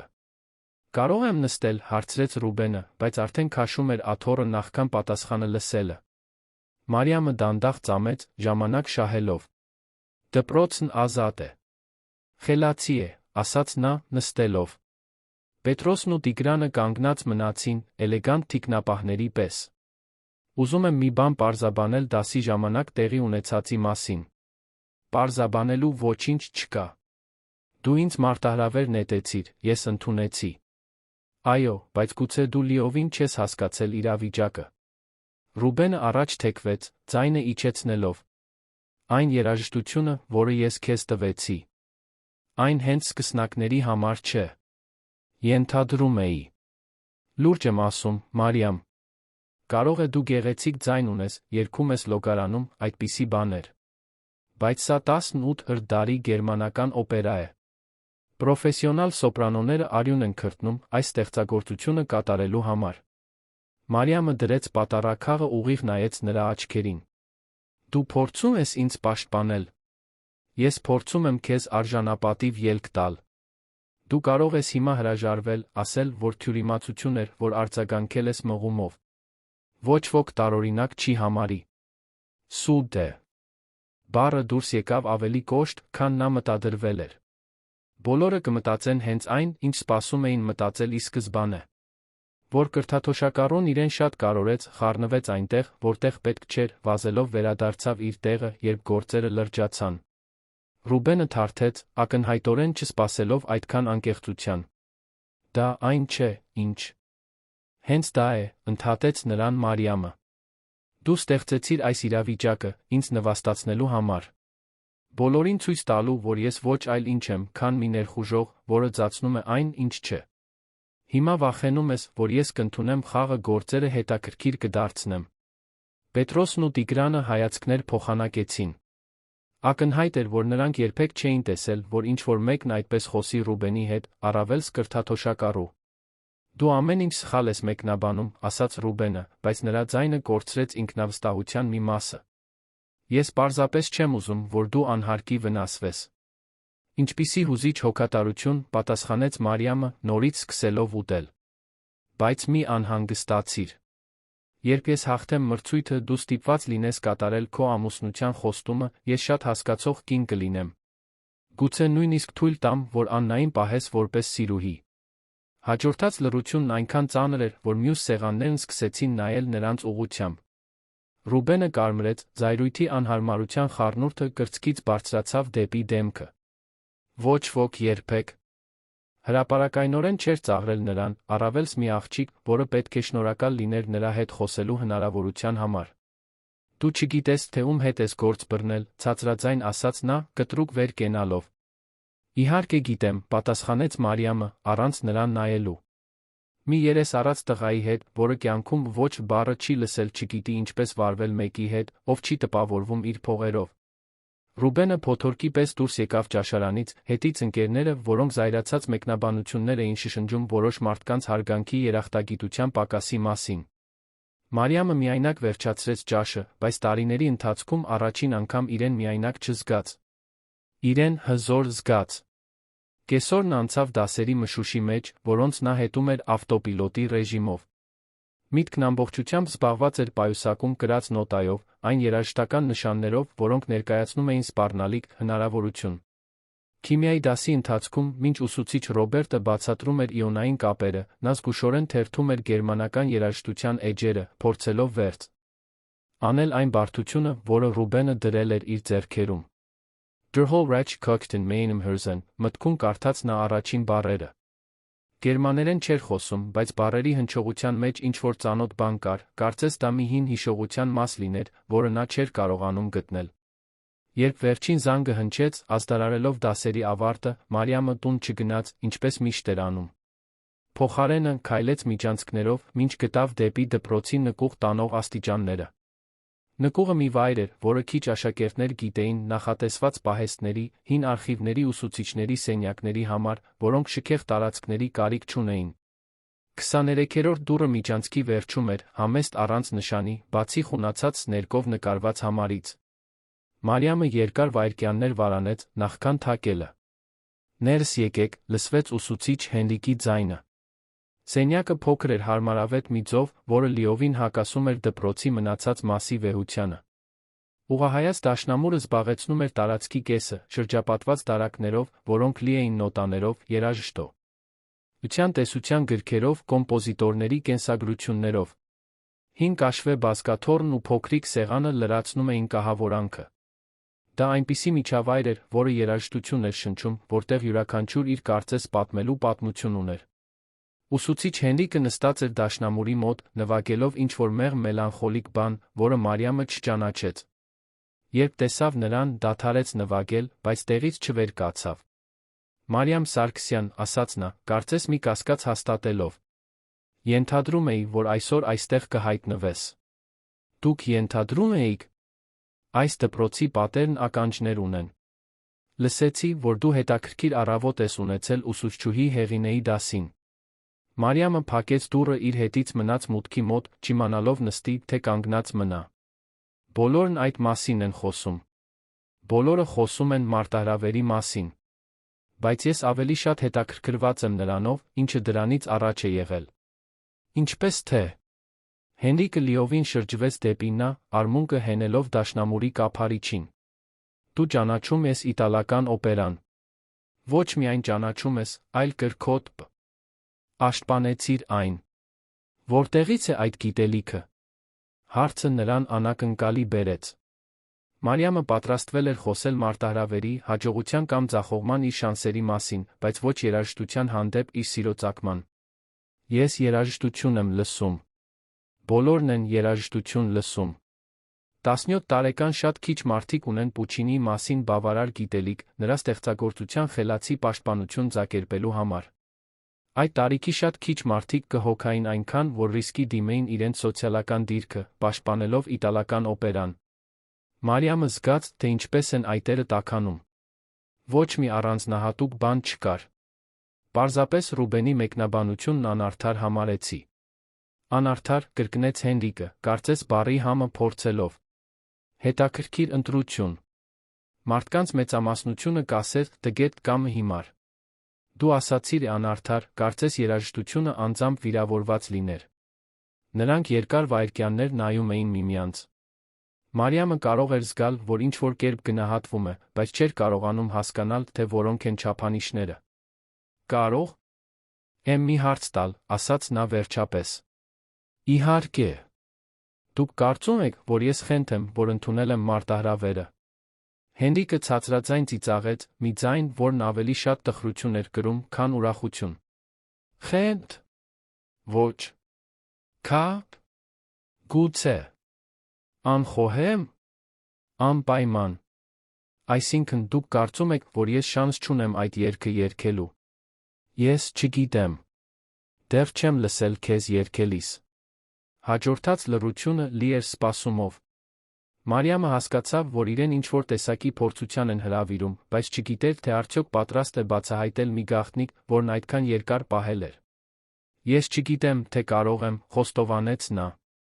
Այսինքն, երբեք ոչ ոքի համար չեմ երգել։ Երբեք։ Նույնիսկ մորդ համար։ Մայրս շատ է աշխատում։ Շուտ է քնում։ Չեմ ուզում նրան անհանգստացնել։ Հենրիկը գլխով արեց, կարծես լիովին հասկանալով։ Իսկ լոգարանում։ Սենյակում։ Երբ մենակ ես։ Երբեմն։ Ինչպիսի։ Երաժշտություն ես երգում, երբ մենակ ես։ Մարիամը նայեց հատակին։ Դա պարզ հարց էր, բայց պատասխանը շատ ավելին կբացահայտեր իր մասին, քան նա պատրաստ էր կիսվել։ Դա ներ, որոնք լսում եմ YouTube-ում։ Դասական երգեր, հիմնականում։ Հիմնականում օպերա։ Նա գլխով արեց, դեռ նայելով հատակին։ Մարիամ, մեղմ ասաց Հենրիկը, դու կարող ես ինձ վստահել։ Ես պարզապես մի ծեր ու հոգնած ուսուցիչ եմ, որը կյանքն անցկացրել է, փորձելով երաժշտություն սովորեցնել երիտասարդների, ովքեր կնախընտրեին լինել ցանկացած այլ վայրում։ Եթե դու իրական տաղանդ ունես, ես ուզում եմ օգնել։ Եթե չունես, ավելի լավ է հիմա պարզենք, նախքան իրավիճակն էլ ավելի կբարդանա։ Նա բարձրացրեց աչքերը ուսումնասիրեց նրան։ Նրա արտահայտության մեջ ինչ-որ բան կար, որը հանգստացրեց նրան, մի բարություն, որը նա սովոր չէր ստանալ հեղինակավոր դեմքերից։ Ուսուցիչ Հենրիկը կարծես անկեղծորեն հետաքրքրված էր իրեն օգնելով, ոչ թե դատելով։ Եթե ես երգեմ, դանդաղ ասաց նա, սարսափելի լինի, դուք ինձ ճշմարտությունը կասեք։ Խոստանում եմ։ Իսկ եթե լավ լինի, դուք ինձ կօգնեք։ Եթե դու իրական տաղանդ ունենաս, ես կանեմ այն ամենը, ինչ իմ ուժերի սահմաններում է, քեզ օգնելու համար։ Բայց պետք է անկեղծ լինեմ։ Ճանապարհը շատ ավելի դժվար կլինի, քան դու պատկերացնում ես։ Մարիամը խորը շունչ քաշեց։ Հիմա կամ երբեք։ Նա մի պահ փակեց աչքերը, փորձելով կապվել իր այն մասի հետ, որը գոյություն ուներ միայն առավոտյան վաղ ժամերին, դատարկ դահլիճում, երբ կարող էր զգացնել, թե աշխարհը այլ է։ Կարող եք ինչ-որ բան նվագել, խնդրեց նա։ Հենրիկը շրջվեց դեպի դաշնամուրը նվագեց Շուբերտի Ավե Մարիայի առաջին ակորդները, պարզ հայտնի մեղեդի, որը նրան ծանոթ հող կտար սկսելու համար։ Մարիամը բացեց բերանը, թույլ տվեց, որ առաջին նոտան դուրս գա։ Այն, ինչ տեղի ունեցավ հետո, փոխեց ամեն ինչ։ Նրա ձայնը լցրեց փոքրիկ սենյակը, ինչպես ջուրը լցնում է ծաղկամանը, զբաղեցնելով յուրաքանչյուր անկյուն, յուրաքանչյուր դատարկ տարածք, միջավայրը վերածելով բոլորովին այլ բանի։ Դա պարզապես գեղեցիկ ձայն չէր, դա ձայն էր, որը պատմություններ էր պատմում, որը հույզ էր կրում յուրաքանչյուր թրթռումում, որը ստիպում էր պատերին թվալ, թե իր հետ շնչում են։ Ուսուցիչ Հենրիկը դադարեց նվագել երկրորդ նախադասության կեսին։ Նրա ձեռքերը սառեցին ստեղների վրա։ Ադանդաղ շրջվեց, Մարիամին նայելու մի արտահայտությամբ, որը նա երբեք ոչ ոքի դեմքին չէր տեսել։ Լիակատար զարմանք։ Ցնցում, գուցե։ Շարունակիր, մրմնջաց նա։ Մարիամը ավարտեց Ավե Մարիան ակապելլա, նրա ձայնը նավարկում էր բարձր ցածր նոտաների միջով մի հեշտությամբ, որը նույնիսկ ինքը չգիտեր, որ ունի։ Երբ վերջին նոտան լուծվեց օդում, հաջորդած լռությունը տարբերվում էր ցանկացած լռությունից, որը նա երբեք զգացել էր։ Դա այն լռությունն էր, երբ ինչ-որ սրբազան բան է տեղի ունեցել։ Հենրիկը երկար վայրկյաններ անշարժ մնաց, նայելով նրան, կարծես ուրվական տեսած լիներ։ Աստված իմ, ասաց նա վերջապես։ Աստված իմ։ Վատ էր, հարցրեց Մարիամը, հանկարծ անվստահ։ Վատ, ծիծաղեց Հենրիկը, բայց դա այլ ծիծաղ էր հիմա, լի էներգիայով հնարավորությամբ։ Մարիամ, դու ունես մի ձայն, որը հայտնվում է սերնդեսերունդ մեկ անգամ։ Գուցե ավելի հազվադեպ։ Դուք չափազանցնում եք։ Ես 40 տարի երաժշտություն եմ դասավանդում։ Լսել եմ տասնյակ հազարավոր երիտասարդների երգելիս։ Ոմանք տեխնիկապես իրազեկ էին, մյուսները լավ լսողու թյուն ունեին, ոմանք նույնիսկ իրական տաղանդ ունեին։ Բայց դու, նա գլուխը թափ տվեց։ Դու ունես այնպիսի բնական գործիք, որը չի կարելի սովորեցնել, միայն հղկել։ Մարիամը զգաց, թե ինչպես է սիրտը արագանում։ Դա նշանակում է, որ ես կարող եմ սովորել գերմանական երաժշտությունը։ Հենրիկը վեր կացավ, քայլեց դեպի դարակներից մեկը, որտեղից հանեց մի նոտա։ Նախ, եկեք խոսենք, թե կոնկրետ ինչ է քո երկրպագուն դրել քո ձեռքերում։ Նա բացեց նոտան սեղանի վրա, շրջեց այն, որպեսզի նա կարողանա տեսնել։ Der Hohlreich Kocht in meinem Herzen, Մոցարտի կախարդական սրինգը օպերայից։ Հայտնի է որպես գիշերվա թագուհու արիա։ Այն համարվում է օպերային ռեպերտուարի տեխնիկապես ամենադժվար ստեղծագործություններից մեկը։ Մարիամը նայեց նոտաներին, որոնք ցատկում էին նոտաների տողերի վրայով փոքրիկ անանցանելի խոչընդոտների պես։ Ինչու է այն այդքան դժվար։ Մի քանի պատճառ։ Նախ, վոկալային դիապազոնը։ Ստեղծագործությունը պահանջում է, որ երգչուհին հասնի կենտրոնական դոից վեր ֆա դիեզի, մի նոտա, որը գտնվում է մարդկային ձայնի կարողությունների սահմաններում։ Երկրորդ, արագությունը։ Կան կոլորատուրային հատվածներ, որոնք պահանջում են ծայրահեղ ճարպկություն։ Երրորդ, ձգումը։ Որոշ նոտաներ պետք է պահվեն, մինչ նվագախումբը շարունակում է, պահանջելով բացառիկ շնչառական վերահսկողություն։ Իսկ չորրորդը, հարցրեց Մարիամը, զգալով, որ ավելին կա։ Չորրորդը, ասաց Հենրիկը կիսաժպիտով, այն է, որ այս արյան երգող կերպարը օպերայի չարագործն է։ Գիշերվա թագուհին հրամայում է իր դստերը սպանել մի մարդու։ Երաժշտությունը գրվել է զայրույթ, վրեժխնդրության ծարավ, բացարձակ իշխանություն փոխանցելու համար։ Դա ոչ միայն տեխնիկա է, այլ զգացմունքային մեկնաբանություն։ Մարիամը նորացված ուշադրությամբ ուսումնասիրեց նոտան։ Դուք կարծում եք, ես կարող եմ։ Քո բնական ձայնով։ Տեխնիկապես, գուցե։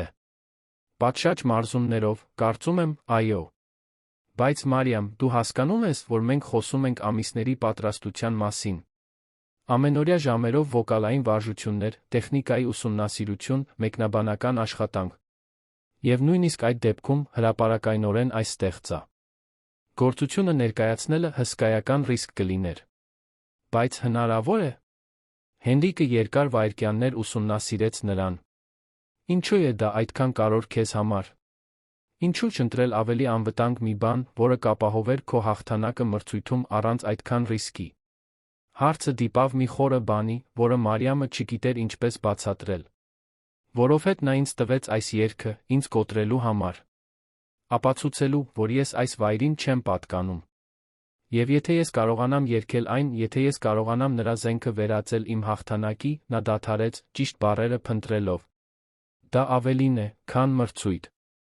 Դա ապացուցելու մասին է, որ երաժշտությունն իսկապես սոցիալական դասակարգ չունի։ Իսկ եթե ձախողվես։ Եթե ձայնդ չդիմանա ճնշմանը։ Եթե վնասվես փորձելիս։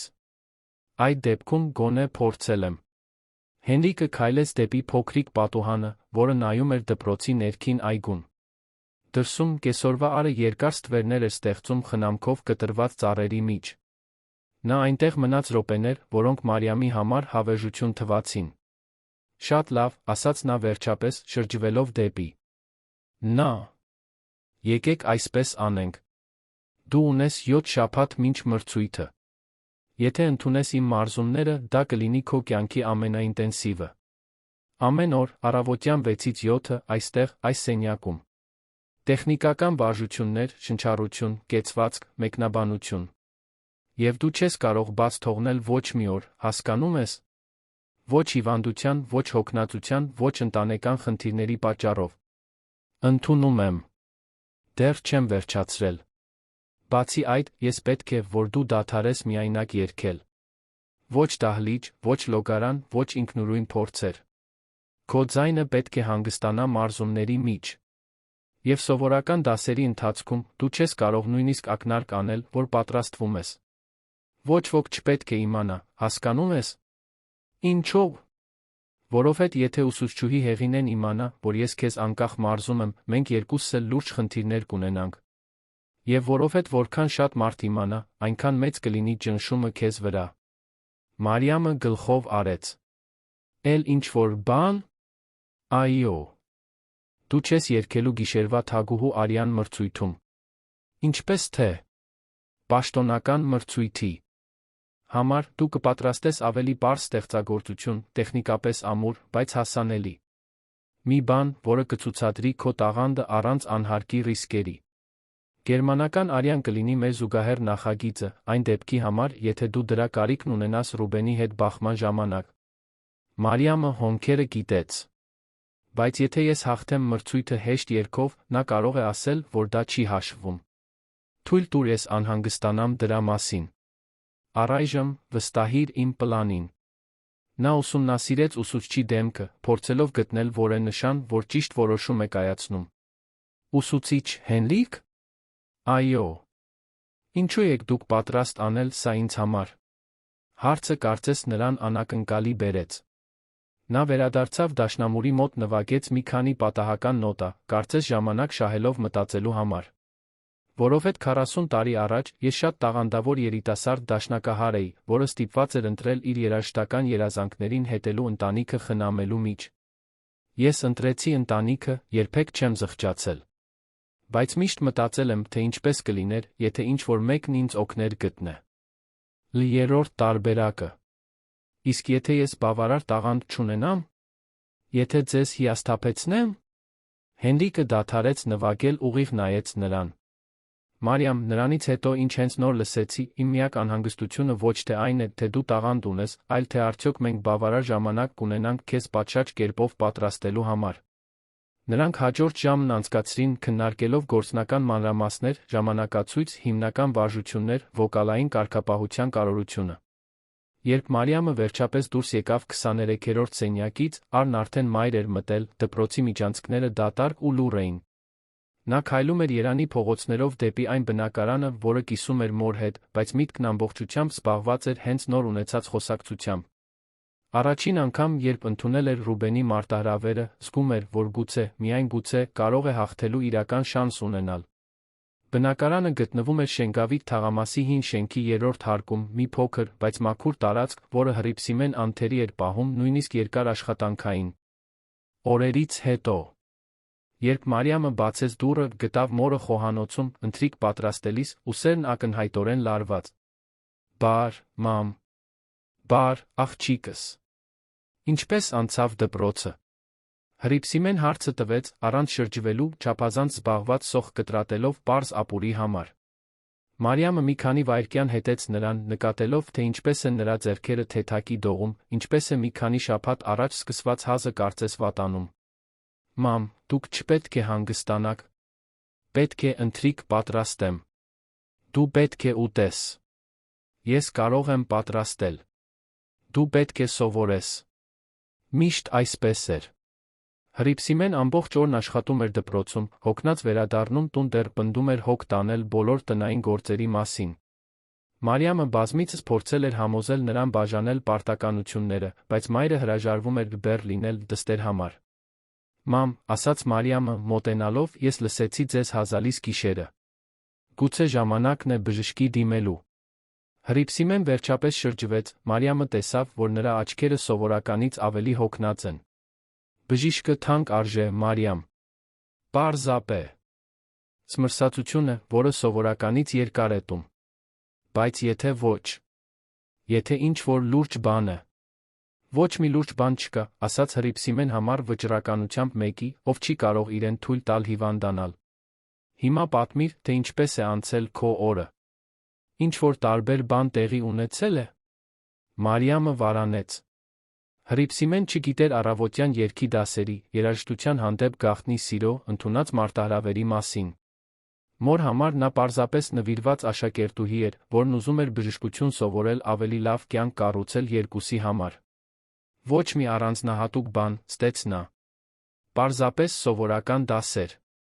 Հռիփսիմեն գլխով արեց վերադարձավ ընթրիք պատրաստելուն։ Նրանք համեմատաբար լուր ընտրեցին, խոսելով միայն գործնական հարցերի մասին, ամսվա հաշիվներ, աշխատանքային ժամեր, ընդունելության քննությունների համար ուսում։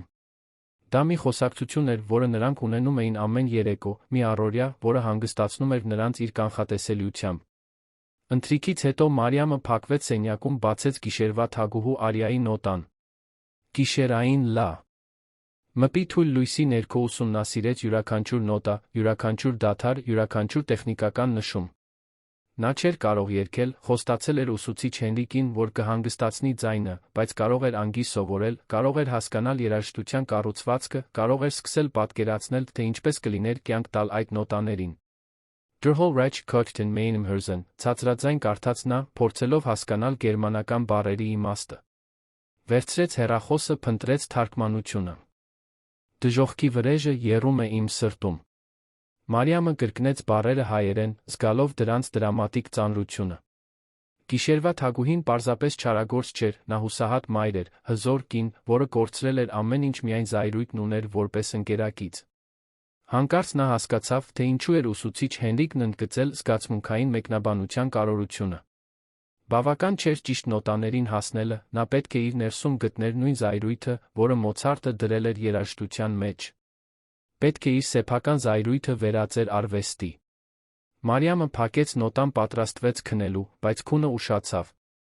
Նրա միտքը եռում էր հնարավորություններով, վախերով, մի սպասումով, որը նա չգիտեր, ոգորություն էր, թե սարսափ։ Մի քանի ժամից կսկսվեր իր կյանքի ամենաինտենսիվ մարզումը։ Բարակ պատի մյուս կողմում նա լսեց, թե ինչպես է մայրը նորից հազում։ Ձայնը կոշտ էր, ցավոտ, համառ։ Մարիամը փակեց աչքերը, փորձեց չմտածել, թե ինչ կարող է նշանակել այդ հազը, ինչ կլինի, եթե մայրն իսկապես հիվանդանա, բժշկական ծախսերի մասին, որոնք չէին կարող վճարել։ Երաժշտա։ Կան մրցույթի դրամական մրցանակը կարող էր շատ խնդիրներ լուծել։ Բայց նախ, նա պետք է գտներ մի ճանապարհ, հաղթելու մի մարտահրավեր, որն անհնարին էր թվում։ Հաջորդ օրը առավոտյան ժամը 5-ին Մարիամը լուռ վեր կացավ, հագնվեց մթության մեջ, մորը չարթնացնելու համար, քայլեց Երանի դատարկ փողոցներով դեպի դպրոց։ Առավոտյան օդը զով էր, նա կարող էր տեսնել իր շունչը, փոքրիկ գոլորշու ամպեր ձավորելով։ Այս անգամ, դահլիճ գնալու փոխարեն, նա ուղիղ գնաց նկուղ։ 23-րդ դուռը բաց էր, ուսուցիչ Հենրիկը նրան սպասում էր երկու բաժակ գոլորշիացող սուրճով։ Պատրաստ ես, հարցրեց նա։ Մարիամն ընդունեց սուրճը, գլխով արեց։ Պատրաստ եմ։ Ուրեմն, եկեք սկսենք։ Եվ Մարիամ։ Այո։ Այսօրվանից քո կյանքը լիովին կփոխվի։ Հուսով եմ, դու պատրաստ ես դրան։ Նա մի կումով խմեց սուրճը, բաժակը դրեց մի կողմ։ Ուսուցիչ, իմ կյանքն արդեն օրեր է, ինչ փոխվում է։ Հիմա պարզապես հարց է, թե որ ուղղությամբ որոշենք գնալ։ Հենրիկը ժպտաց։ Կատարյալ է։ Ուրեմն, եկեք երաժշտություն ստեղծենք։ Մարզումների առաջին 3 շաբաթները Մարիա մի կյանքի ամենահյուծիչն էին։ Ամեն օր, առավոտյան ժամը 6-ին, նա իջնում էր դեպի նկուղ տանող աստիճաններով, գտնում ուսուցիչ Հենրիկին արդեն պատրաստ մեկ այլ սեանսի, որը կփորձարկեր նրա ֆիզիկական մտավոր դիմադրության սահմանները։ Այն, ինչ նա պատկերացնում էր որպես երգի դասեր, պարզվեց, որ երաժշտական կրթության տակ քողարկված ռազմական մարզում է։ Շնչառությունը ամեն ինչի հիմքն է, կրկնում էր Հենրիկն ամեն առավոտ, ստիպելով նրան պառկել սենյակի սառը հատակին, ծանր գրքեր դրված ստոծանու վրա։ Եթե դու չկարողանաս վերահսկել քո շնչառությունը, մնացած ամեն ինչն անօգուտ է։ Վարժությունները դաժան էին։ Մարիամը պետք է պահեր բարձր նոտաներ անհնարին երկար ժամանակ, կատարեր գամմաներ այնպիսի արագությամբ, որ գլուխը պտտվեր, կիրառեր շրջանած շնչառության տեխնիկաներ, որոնք նրան գլխապտույտ սրտխառնոց էին պատճառում։ Նրա ձայնալարերը անընդհատ ցավում էին, որովայնի մկանները բողոքում էին յուրաքանչյուր վարժությունից, օրեր կային, երբ նա մտածում էր, թե արդյոք սարսափելի սխալ չի գործել, ընդունելով այդ մարզումը։ Բայց կային պահեր։ Կատարելության փոքրիկ ակնթարթներ, երբ ամեն ինչ միանում էր։ Երբ նրա ձայնը բյուրեղյա պարզությամբ հասնում էր հատկապես դժվար նոտայի, երբ կարողանում էր 15 վայրկյան պահել բարձր նոտան առանց ակնհայտ ջանքի, երբ զգում էր, որ երաժշտությունը հոսում է իր միջով բնական ուժի պես։ Այդ պահերին Մարիամը հասկանում էր, թե ինչու էր ուսուցիչ Հենրիկն այդքան պնդում կարգապահության վրա։ Նա բացահայտում էր կարողություններ, որոնց մասին նույնիսկ չգիտեր։ Շատ լավ, ասաց Հենրիկը մի հինգշաբթի առավոտ, երբ նա ավարտեց վոկալիստների հատկապես բարդ հաջորդականությունը։ Քո տեխնիկան արագորեն բարելավվում է։ Ավելի արագ, քան ես սպասում էի։ Մարիամը նստեց սենյակի փոքրիկ աթոռին, ծանր շնչելով։ Նշանակում է, որ ես պատրաստ եմ փորձել գերմանական երաժշտությունը։ Դեռ ոչ։ Նախ մենք կաշխատենք այն ստեղծագործության վրա, որը դու կներկայացնես պաշտոնական մրցույթում։ Հենրիկը մոտեցավ դաշնամուրին, բացեց նոր նոտա։ O mio bambino caro, Pucciniից։ Նույն արյան, որը ուսուցչուհի Հեղինեն նվագեց դասին այն օրը։ Ինչու՞ սա։ Մի քանի պատճ։ Առ։ Նախ, դու արդեն ճանաչում ես մեղեդին, ինչը կհեշտացնի ուսուցումը։ Երկրորդ, այն տեխնիկապես բավականաչափ դժվար է ժյուրիին տպավորելու համար, բայց ոչ անհնարին, ինչպես գերմանական արյան։ Երրորդ, սա երգ է դստեր մասին, որն աղաչում է հորը, ընտանեկան սիրո վճռականության մասին։ Դու կկարողանաս իրական զգացմունք դնել մեկնաբանության մեջ։ Մարիամն ուշադրությամբ ուսումնասիրեց նոտան։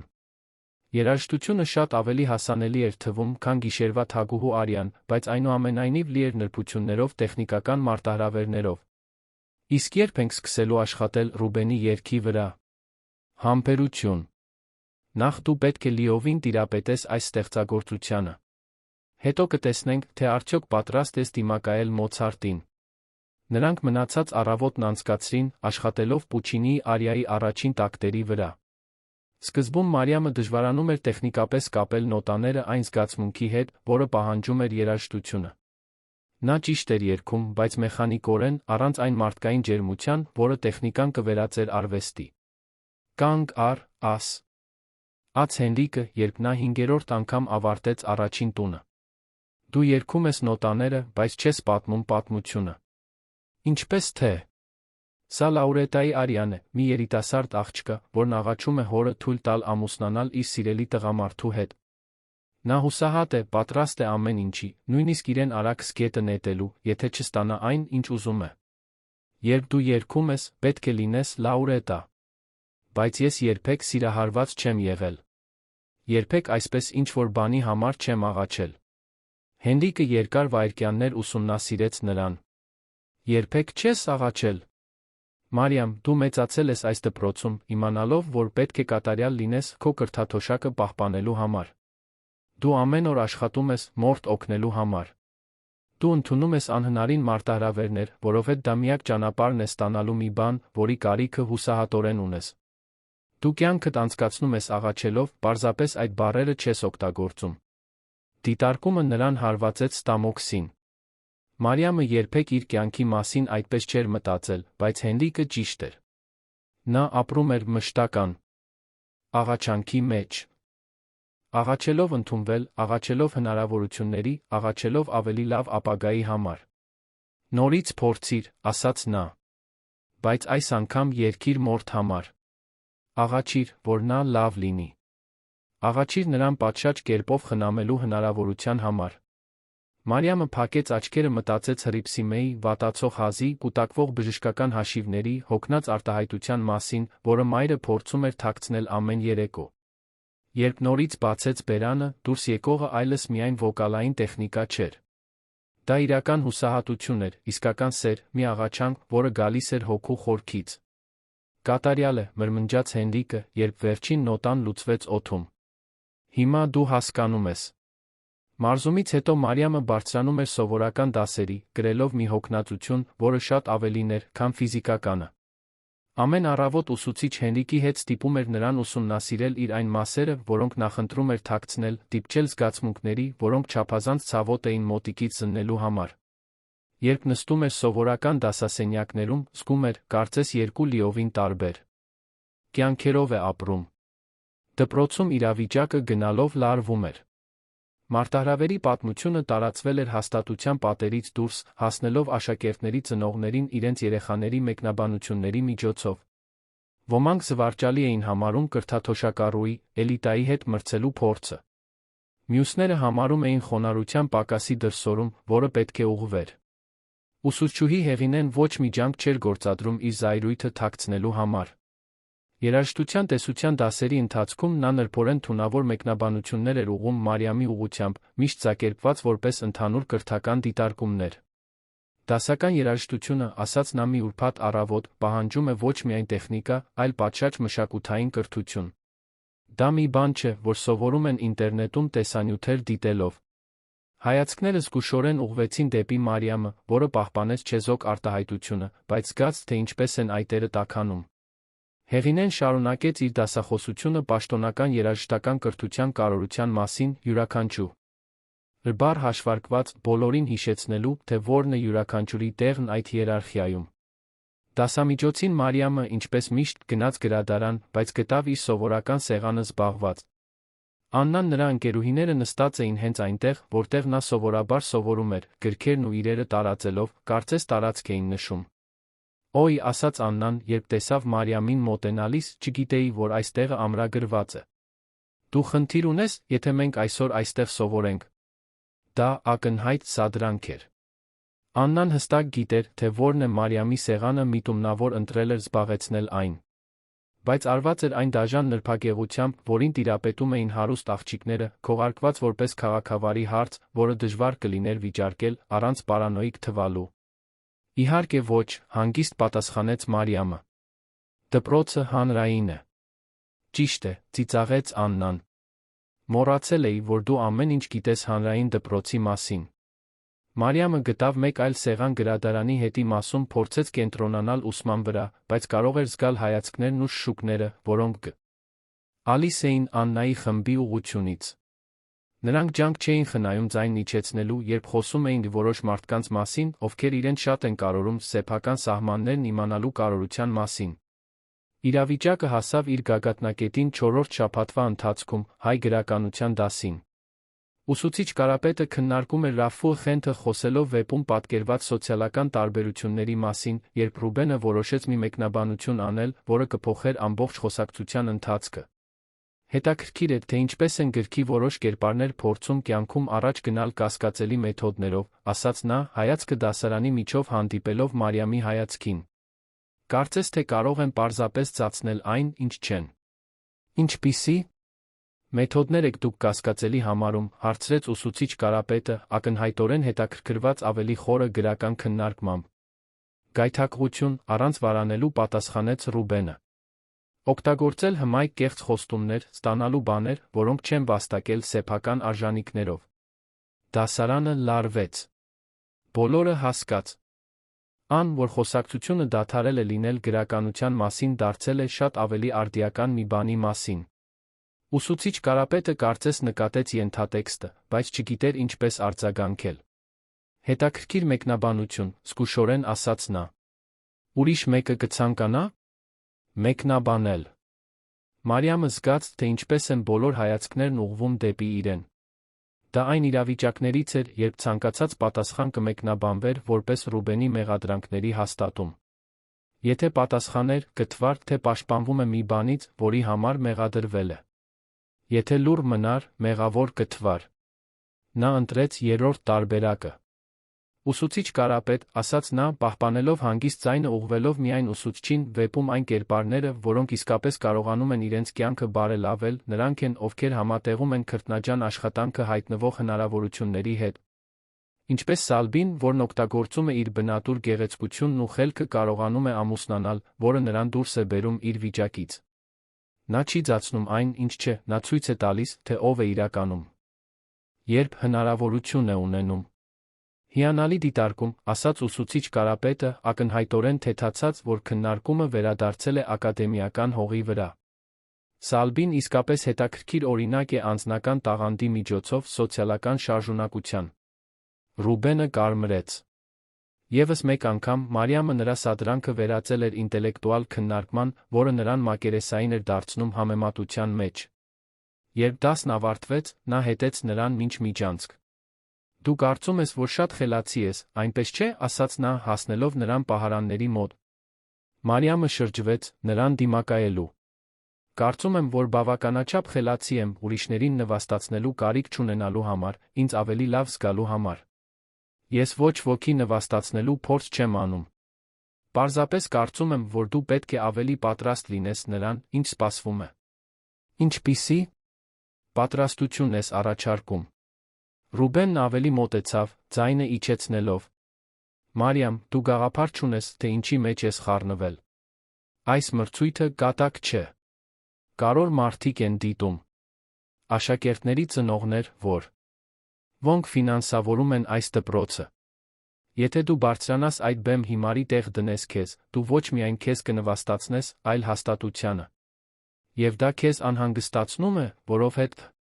որովհետև ես չեմ ուզում տեսնել, որ դու անհարկի վնասվես։ Պատասխանը նրան անակնկալի բերեց։ Նրա ձայնի մեջ ինչ-որ բան կար, որը գրեթե անկեղծ էր հնչում, կարծես մի պահ ամբարտավան դիմակն ընկել էր բացահայտել իրական մարդու ներքում։ Ինչու ես դու հոգ տանում, հարցրեց նա։ Ռուբենը մի քանի վայրկյան վարանեց։ Չգիտեմ։ Գուցե որովհետև դու այս դպրոցում առաջին մարդն ես, որը չի ձացնում, թե հավանում է ինձ, միայն այն պատճառով, որ հայրս փող ունի։ Ես քեզ չեմ հավանում, վերջ։ Գիտեմ։ Եվ դա թարմացնող է։ Նրանք երկար վայրկյաններ նայում էին միմյանց, անկեղծության տարօրինակ պահ նախորդ շաբաթների ողջ լարվածության մեջ։ Մարիամը կարող էր տեսնել, որ Ռուբենի մեջ ավելին կա, քան այն ամբարտավան ծաղրանկարը, որը նա ներկայացնում էր աշխարհին։ Այնտեղ մենություն կար, հավանության խորը կարիք, քողարկված գերակայության տակ։ Բայց նա քան կկարողանային խորացնել խոսակցությունը, Աննան հայտնվեց միջանցքում, իր սովորական ընկերուհիների ուղեկցությամբ։ Նրա արտահայտությունն անմիջապես փոխվեց, երբ տեսավ Ռուբենին Մարիամի հետ խոսելիս։ Ինչպիսի զուգադիպություն ձեզ երկուսիդ այստեղ հանդիպելը, ասաց նա, ձայնը լի թունավոր քաղցրությամբ։ Ինչի մասին էիք խոսում։ Գրականության, արագ պատասխանեց Ռուբենը, հեռանալով Մարիամից։ Ինչ հետաքրքիր է։ Ռուբենը միշտ այնքան ակադեմիական է եղել։ Աննան մոտեցավ նրան, ձեռքը անցկացրեց նրա թիտակ, սեփականատիրոջ պես տարածք նշելով։ Գնացինք, սիրելիս։ Խոստացել էիր ինձ տանել ճաշելու այն ճապոնական ռեստորանը։ Ռուբենը գլխով արեց թույլ տվեց, որ իրեն տանեն, բայց ոչ նախքան ուսի վրայով Մարիամին նայելը մի արտահայտությամբ, որը նա չկարողացավ վերծանել։ Մեղքի զգացում։ Զղջում։ Հիասթափություն։ Մարիամը հետում էր, թե ինչպես են նրանք հեռանում միջանցքով, զգալով զգացմունքների բարդ խառնուրդ։ Մի պահ նա Ռուբենի մեջ իրական մի բան էր տեսել, մի խոցելիություն, որը շատ բան էր բացատրում նրա վարքի մասին։ Բայց նա ել էր սոցիալական համապատասխանության անվտանգությունը, այդ ակնթարթային անկեղծությունն ուսումնասիրելու փոխարեն։ Օրվա մնացած մասն անցավ դասերի ուսման մշուշի մեջ, բայց Ռուբենի հետ խոսակցությունը արձագանքում էր Մարիամի մտքում։ Նրա մեջ ինչ-որ բան կար, որը հետաքրքրում էր նրան, մի բարդություն, որը նա չէր սպասում գտնել։ Այդպես մտածելը վտանգավոր էր, նա գիտեր։ Ռուբենը շարունակում էր մնալ հարուստ ամբարտավան տղան, որը փորձել էր հրապարակայնորեն նվաստացնել իրեն։ Բայց հիմա նա տեսել էր, որ նրա մեջ ավելի շատ շերտեր կան, քան պատկերացնում էր։ Չորրորդ շաբաթվա հինգշաբթի օրը ուսուցիչ Հենրիկը մի հայտարարություն արեց, որը լիովին փոխեց պատրաստության ընթացքը։ Ժամանակն է, որ դու փորձես գիշերվա թագուհու արյան, ասաց նա առանց նախաբանի, գերմանական նոտան դնելով սեղանին։ Հիմա դու լիովին տիրապետել ես Պուչինիի ստեղծագործությանը։ Քո տեխնիկան բարելավվել է իմ ամենալավատեսական սպասելիքներից անդին։ Եվ մենք ընդամենը 3 շաբաթ ունենք մինչ մրցույթը։ Եթե մենք սա անելու ենք, ապա հիմա կամ երբեք։ Մարիամը նայեց նոտային սարսափի սպասման խառնուրդով։ Ինտենսիվ մարզումների շաբաթները փոխել էին նրա ձայնն այնպես, որ նա հազիվ էր կարողանում հասկանալ։ Այն այժմ ավելի ուժեղ էր, ավելի վերահսկվող, ունակ նրբերանգների, որոնց մասին նա նույնիսկ չգիտեր, որ հնարավոր են։ Բայց գերմանական երաժշտությունը շարունակում էր մնալ թղթehրեշ, լի տեխնիկական թակարդներով, որոնք կարող էին ոչնչացնել անպատրաստ ձայնը։ Ինչ պետք է անեմ։ Նախ, մենք կաշխատենք թարգմանության վրա։ Դու պետք է հասկանաս յուրաքանչյուր բառ, յուրաքանչյուր զգացմունք, որը երգում ես։ Հետո մենք երաժշտությունը կբաժանենք փոքր հատվածների, կտիրապետենք յուրաքանչյուրին առանձին։ Եվ վերջապես, եթե դու կարողանաս կատարել յուրաքանչյուր մասը, մենք կփորձենք ամեն ինչ միացնել։ Նրանք ամբողջ առավոտն աշխատեցին միայն արիայի առաջին նախադասության վրա։ Դրհոլ ռեչ քոքտեն մեինում հրզենը պահանջում էր պայթյունավտանգ սկիզբ, վոկալային հզորության անմիջական ցուցադրություն, որը կսահմաներ տոնայնությունը այն ամենի համար, ինչը կհաջորդեր։ Դա տեխնիկապես դժվար էր, բայց ավելին, զգացում։ Ունքային առումով դաժան էր։ Դու գիշերվա թագուհին ես, բացատրեց Հենրիկը։ Դու կորցրել ես քո իշխանությունը, քո դստերը քեզանից խլել են, հիմա մնացել է միայն զայրույթը։ Դա տխրություն չէ, հուսահատություն չէ։ Դա մաքուր զայրույթ է, այն տեսակի զգացմունքը, որը կարող է լեռներ տեղաշարժել կամ թագավորություններ ոչնչացնել։ Ինչպես գտնեմ այդ զայրույթը։ Մտածիր այն ամենի մասին, ինչը քեզ կյանքում անզոր է զգացրել։ Ամեն անգամ, երբ քեզ վերաբերվել են որպես ցածրի։ Ամեն անգամ, երբ քո հնարավորությունները սահմանափակվել են մի բանով, որը դու չէիր կարող վերահսկել։ Ամեն անգամ, երբ ստիպված ես եղել ժպտալ, շնորհակալություն հայտնել, երբ ուզում էիր գոռալ։ Հենրիկի խոսքերը բացեցին մի խորը բան Մարիամի կրծքում։ Տարիների նուրբ նվաստացումներ, իրեն վերաբերվել որպես դպրոցի կողմից աշխարհին արված լավության, անընդհատ ապացուցելու, որ արժանի է գոյություն ունենալ այդ տարածքում։ Զայրույթն այնտեղ էր, միշտ եղել էր, պարզապես խնամքով վերահսկված, վերաուղղորդված դեպի մոտիվացիա։ Երբ նա նորից փորձեց, առաջին նախադասությունը դուր եկավ մի ուժով, որը զարմացրեց երկուսին էլ։ Դա ոչ միայն տեխնիկա էր, դա զայրույթ էր, վերածված երաժշտության, տարիների հիասթափություն, ուղղորդված դեպի արվեստ։ Այսպես, մրմնջաց Հենրիկը։ Հենց այսպես։ Նրանք աշխատեցին 2 ժամ, երբ Մարիամը վերջապես դուրս եկավ սենյակից, ձայնը հյուծված էր, բայց նա զգում էր մի էյֆորիա, որը երբեք չէր զգացել։ Առաջին անգամ գիշերվա թագուհու արյան հնարավոր էր թվում։ Այդ օրվա սովորական դասերին նա իրեն այլ կերպ էր զգում։ Ավելի ինքնավստահ, գուցե։ Կամ գուցե պարզապես ավելի վճռական։ Ուսուցչուհի Հեղինեի դասի ժամանակ, երբ համակարգողն իր սովորական նուրբ մեկնաբանություններից մեկն արեց պատշաճ երաժշտական կրթության կարողության մասին, Մարիամը չզգաց, թե ինչպես են այտերը տաքանում։ Փոխարենը, զուսպ ժպտաց, իմանալով, որ կրում է մի գաղտնիք, որը կփոխի ամեն ինչ։ Երեկոյան տանը գտավ հռիփսիմեին պառկած բազմոցին, ճակատին սառը թրջոց։ Հազը վատացել էր, հիմա ուղեկցվում էր գլխացավերով ցածր ջերմությամբ։ Մամ, մենք պետք է գնանք բժշկի։ Ոչինչ չկա, Մարիամ։ Պարզապես պետք է ավելի շատ հանգստանամ։ Դուք չեք կարող շարունակել ձացնել, թե հիվանդ չեք։ Իսկ եթե ինչ-որ լուրջ բան է։ Հռիփսիմեն դանդաղ նստեց, ցավից կծկվելով, երբ մի կտրուկ շարժում հազի նոր նոպա առաջացրեց։ Աղջիկս, դու գիտես, որ մենք հիմա չենք կարող բժշկական այցելություն վճարել։ Իսկ եթե ես գումարը գտնեմ։ Ինչպես։ Մարիամը վարանեց։ Չէր կարող պատմել մրցույթի, մարզումների, դրամական մրցանակի հնարավորության մասին։ Դեռ ոչ։ Չափազանց ռիսկային էր հույսեր ստեղծել, որոնք գուցե չկարողանար իրականացնել։ Կարող եմ կանխավճար խնդրել դպրոցից։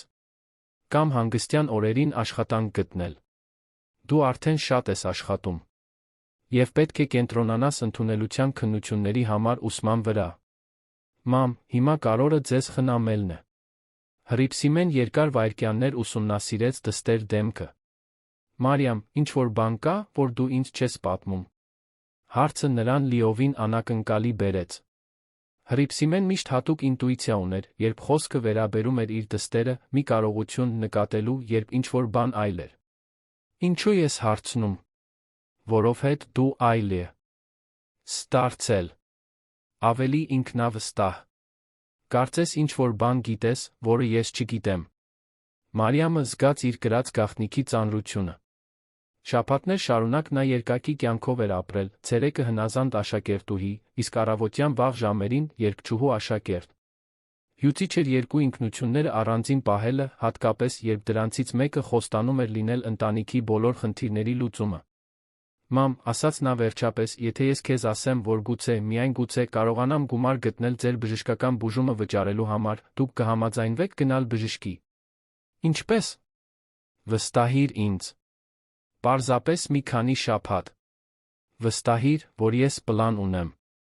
Հռիփսիմեն նայեց նրան հետաքրքրության անհանգստության խառնուրդով։ Մարիամ, դու վտանգավոր բան չես արել, այնպես չէ։ Ոչ, մամ։ Ոչ մի վտանգավոր բան։ Պարզապես այլ բան։ Երկար դադարից հետո Հռիփսիմեն գլխով արեց։ Շատ լավ։ Բայց եթե այդ պլանը ձախողվի, մենք իրավիճակը լուծելու այլ ճանապարհ կգտնենք։ Կհաջողվի, ասաց Մարիամը մի համոզմունքով, որը զարմացրեց իրեն։ Կհաջողվի։ Այդ գիշեր, մահճակալին։ Պառկած, Մարիամը նայեց առաստաղին, մտածեց այն ամենի մասին, ինչ փոխվել էր վերջին շաբաթների ընթացքում։ Անտեսանելի աղջիկը, որը միայնակ երգում էր դահլիճում, վերածվում էր բոլորովին այլ բանի։ Մեկի, ով ձայն ուներ, ուժ ուներ, սեփական ճակատագիրը փոխելու կարողություն ուներ։ 3 շաբաթից մրցույթն էր։ 3 շաբաթից նա կիմանար, թե արդյոք ամբողջ մարզումը, ամբողջ ջանքը, ամբողջ ցավն արժեր դրան։ 3 շաբաթից նա կդիմակայեր Ռուբենին դպրոցի ողջ էլիտային, ունենալով միայն սեփական ձայնը որպես զենք։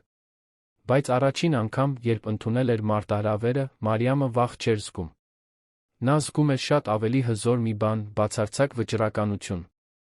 Նա գտել էր իր զայրույթը, հիմա հստակ գիտեր, թե ինչպես այն օգտագործել։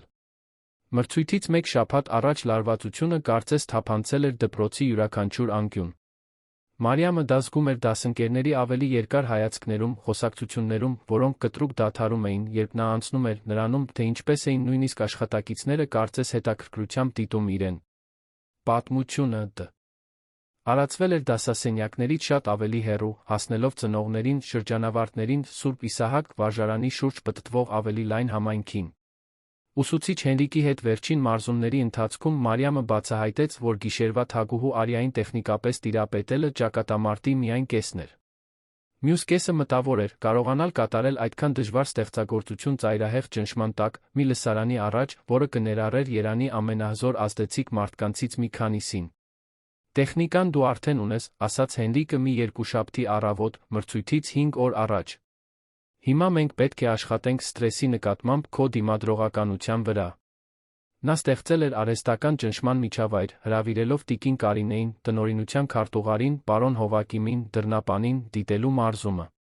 Դա մանր լսարան էր համեմատած նրա հետ, ինչին նա կբախվեր մրցույթում, բայց բավարար էր, որպեսզի նրա սիրտը արագ բաբախեր, երբ նա բարձրացավ Հենրիկի կողմից սենյակում ստեղծված փոքրիկ բեմահարթակ։ Պատկերացրու, որ լսարանի յուրաքանչյուր մարդ ցան։ Կանում է, որ դու ձախողվես, հրահանգեց նա։ Որ նրանք եկել են հատուկ քեզ նվաստացված տեսնելու համար։ Օգտագործիր այդ էներգիան որպես վառելիք։ Մարիամը փակեց աչքերը, կապվեց այն զայրույթի հետ, որը սովորել էր ուղղորդել։ Երբ բացեց բերանը, Արիայի առաջին նոտան դուրս եկավ այնպիսի ուժով, որ տիկին Կարինեն ցատկեց աթոռից։ Drhol-Rach Kochten Meinem Hirzen, երգեց նա, գերմանական բառերը դուրս եկան սուր սայրերի պես, կտրելով օդը։ Գիշերվա թագուհու զայրույթը խառնվեց իր սեփական կուտակված զայրույթի հետ, ստեղծելով մի կատարում, որը տեխնիկական էր, ներքուստ զգացմունքային։ Երբ ավարտեց, սենյակում լռությունը բացարձակ էր։ Տիկին Կարինեի աչքերում արցունքներ կային, իսկ պարոն Հովակիմը, մի մարդ, որը հայտնի էր իր անխռովությամբ, բերանը բաց էր մնացել։ Աղջիկս, մրմնջաց տիկին Կարինեն, որտեղից եկավ այս ձայնը։ Ուսուցիչ Հենրիկը շաբաթների ընթացքում առաջին անգամ ժպտաց։ Մարիամ, դու պատրաստ ես։ Բայց երեքշաբթի օրը, մրցույթի նախօրեին, մի անսպասելի իրադարձություն սպառնաց ոչնչացնել այն ամենը, ինչի համարն աշխատել էր։ Հռիփսիմեն ուշագնաց եղավ աշխատանքի ժամանակ։ Մարիամը զանգը ստացավ մաթեմատիկայի դասի կեսին։ Տիկին Մարիայի մաքրության վերահսկիչի ձայնը լի էր անհանգստությամբ, երբ բացատրեց, որ մորը տեղափոխել են հիվանդանոց դպրոցի գլխավոր միջանցքում ուշագնաց լինելուց հետո։ Նա առավոտյան լավ էր, բացատրեց տիկին Մարիան։ Ճաշից հետո սկսեց գլխապտույտ զգալ։ Փորձեցինք նրան հանգստացնել, բայց նա պնդեց շարունակել աշխատել։ Ժամը 2-ի սահմաններում նա պարզապես ընկավ։ Մարիամը վազելով դուրս եկավ դպրոցից, առանց թույլտվություն խնդրելու, առանց հետանքների մասին անհանգստանալու։ Էրեբունի բժշկական կենտրոնը 20 րոպեի ճանապարհ էր ավտոբուսով, բայց նա ճանապարհն անցավ 15 րոպեում, փող առ փող վազելով արագ քայլելով Երանի մարդաշատ փողոցներով։ Գտավ Հռիփսիմեին գիտակից, բայց ակնհայտորեն թույլ, բարկած շտապօգնության միջանցքի մահճակալին։ Պետական առողջապահական համակարգը, ինչպես միշտ, ծանրաբեռնված էր, նրանք ստիպված կլինեին ժամեր սպասել պատշաճ բժշկական խորհրդատվության համար։ Մամ, ինչպե՞ս եք ձեզ զգում։ Լավ եմ, աղջիկս։ Պարզապես մի քիչ հոգնած։ Հռիփսիմեն փորձեց նստել, բայց գլխապտույտի ալիքը ստիպեց նրան նորից պառկել։ Պետք չէր գալ։ Վաղը քո կարոր օրն է։ Ինչ կարոր օր։ Հռիփսիմեն նայեց նրան մի արտահայտությամբ, որը խառնում էր հոգնածությունն ու մայրական խորաթափանցությունը։ Մարիամ, ես գիտեմ, որ ինչ-որ բան է կատարվում, որը դու ինձ չես պատմել։ Վերջին շաբաթներին դու տնից ավելի շուտ ես դուրս գալիս, քան սովորաբար։ Տուն ես գալիս ավելի հոգնած։ Եվ այսօր տիկին Մարիան ինձ ասաց, որ ամբողջ դպրոցը խոսում է ինչ-որ երաժշտական միջոցառման մասին, որին դու պատրաստվում ես մասնակցել։ Մարիամը զգաց այն գաղտնիքի ծանրությունը, որն այդքան երկար կրել էր։ Մորը հիվանդանոցի մահճակալին պառկած մրցույթի նախօրեին, որը կարող էր փոխել նրանց կյանքը, այլս իմաստ չուներ թաքցնել ճշմարտությունը։ Մամ, ես գրանցվել եմ դպրոցի երաժշտական մրցույթին։ Երաժշտական մրցույթ։ Բայց դու ինձ երբեք չես ասել, որ երգում ես։ Որովհետև վախենում էի, որ դա պարզապես հիմար երազանք է։ Բայց մրցանակը կրթաթոշակ է կոնսերվատորիայի համար բավարար գումար, ձեր բժշկական բուժումը վճարելու համար։ Հռիփսիմեն երկար վայրկյաններ լուռ մնաց, մշակելով տեղեկությունը։ Մարիամ, դու դրա համար տաղանդ ունես։ Ուսուցիչ Հենրիկը կարծում է, որ այո։ Ուսուցիչ Հենրիկը։ Այն քաղաքավարի պարոնը, որը միշտ ինձ ողջունում է միջանցքներում։ Նա ինձ մարզում է ամեն առավոտ արդեն 1 ամսից ավելի։ Արցունքները սկսեցին հավաքվել Հռիփսիմեի աչքերում։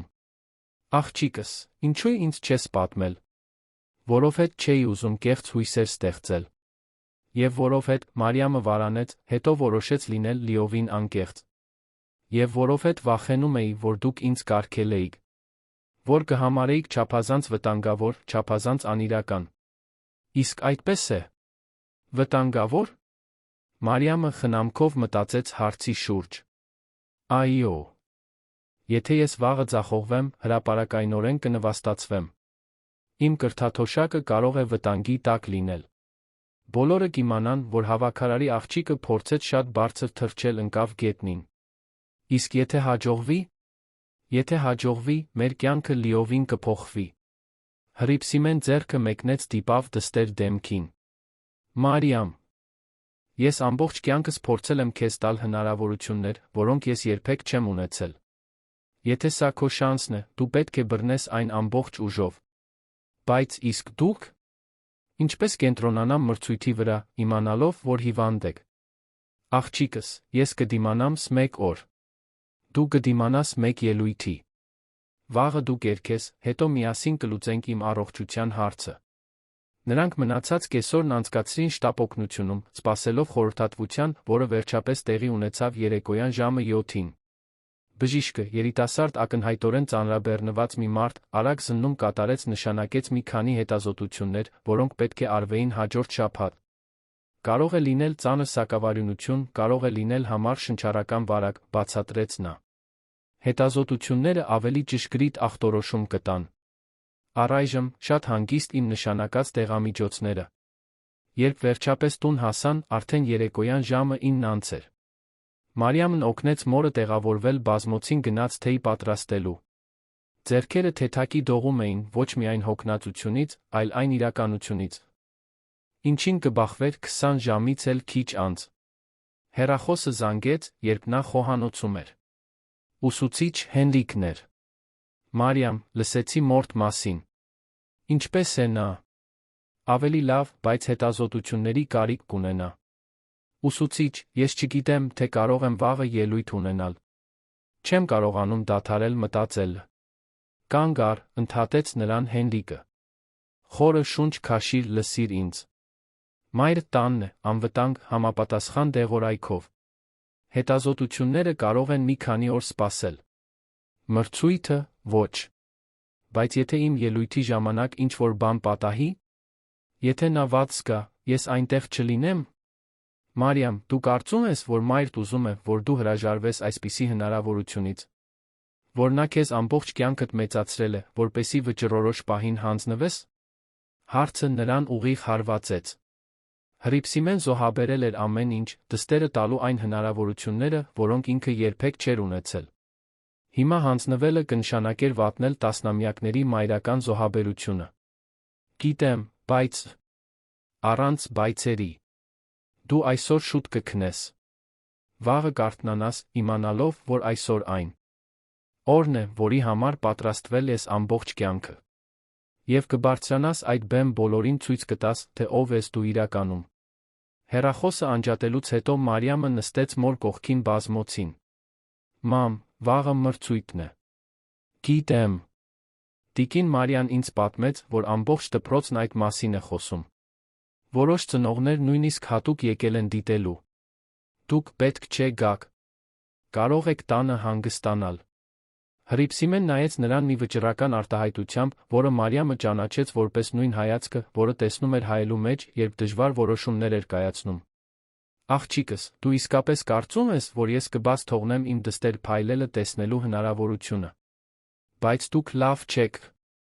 Ես կլինեմ իմ երգչուհի դստեր ելույթների առաջին օրը, նույնիսկ եթե դա վերջին տեղը լինի, որտեղ ես պետք է լինեմ։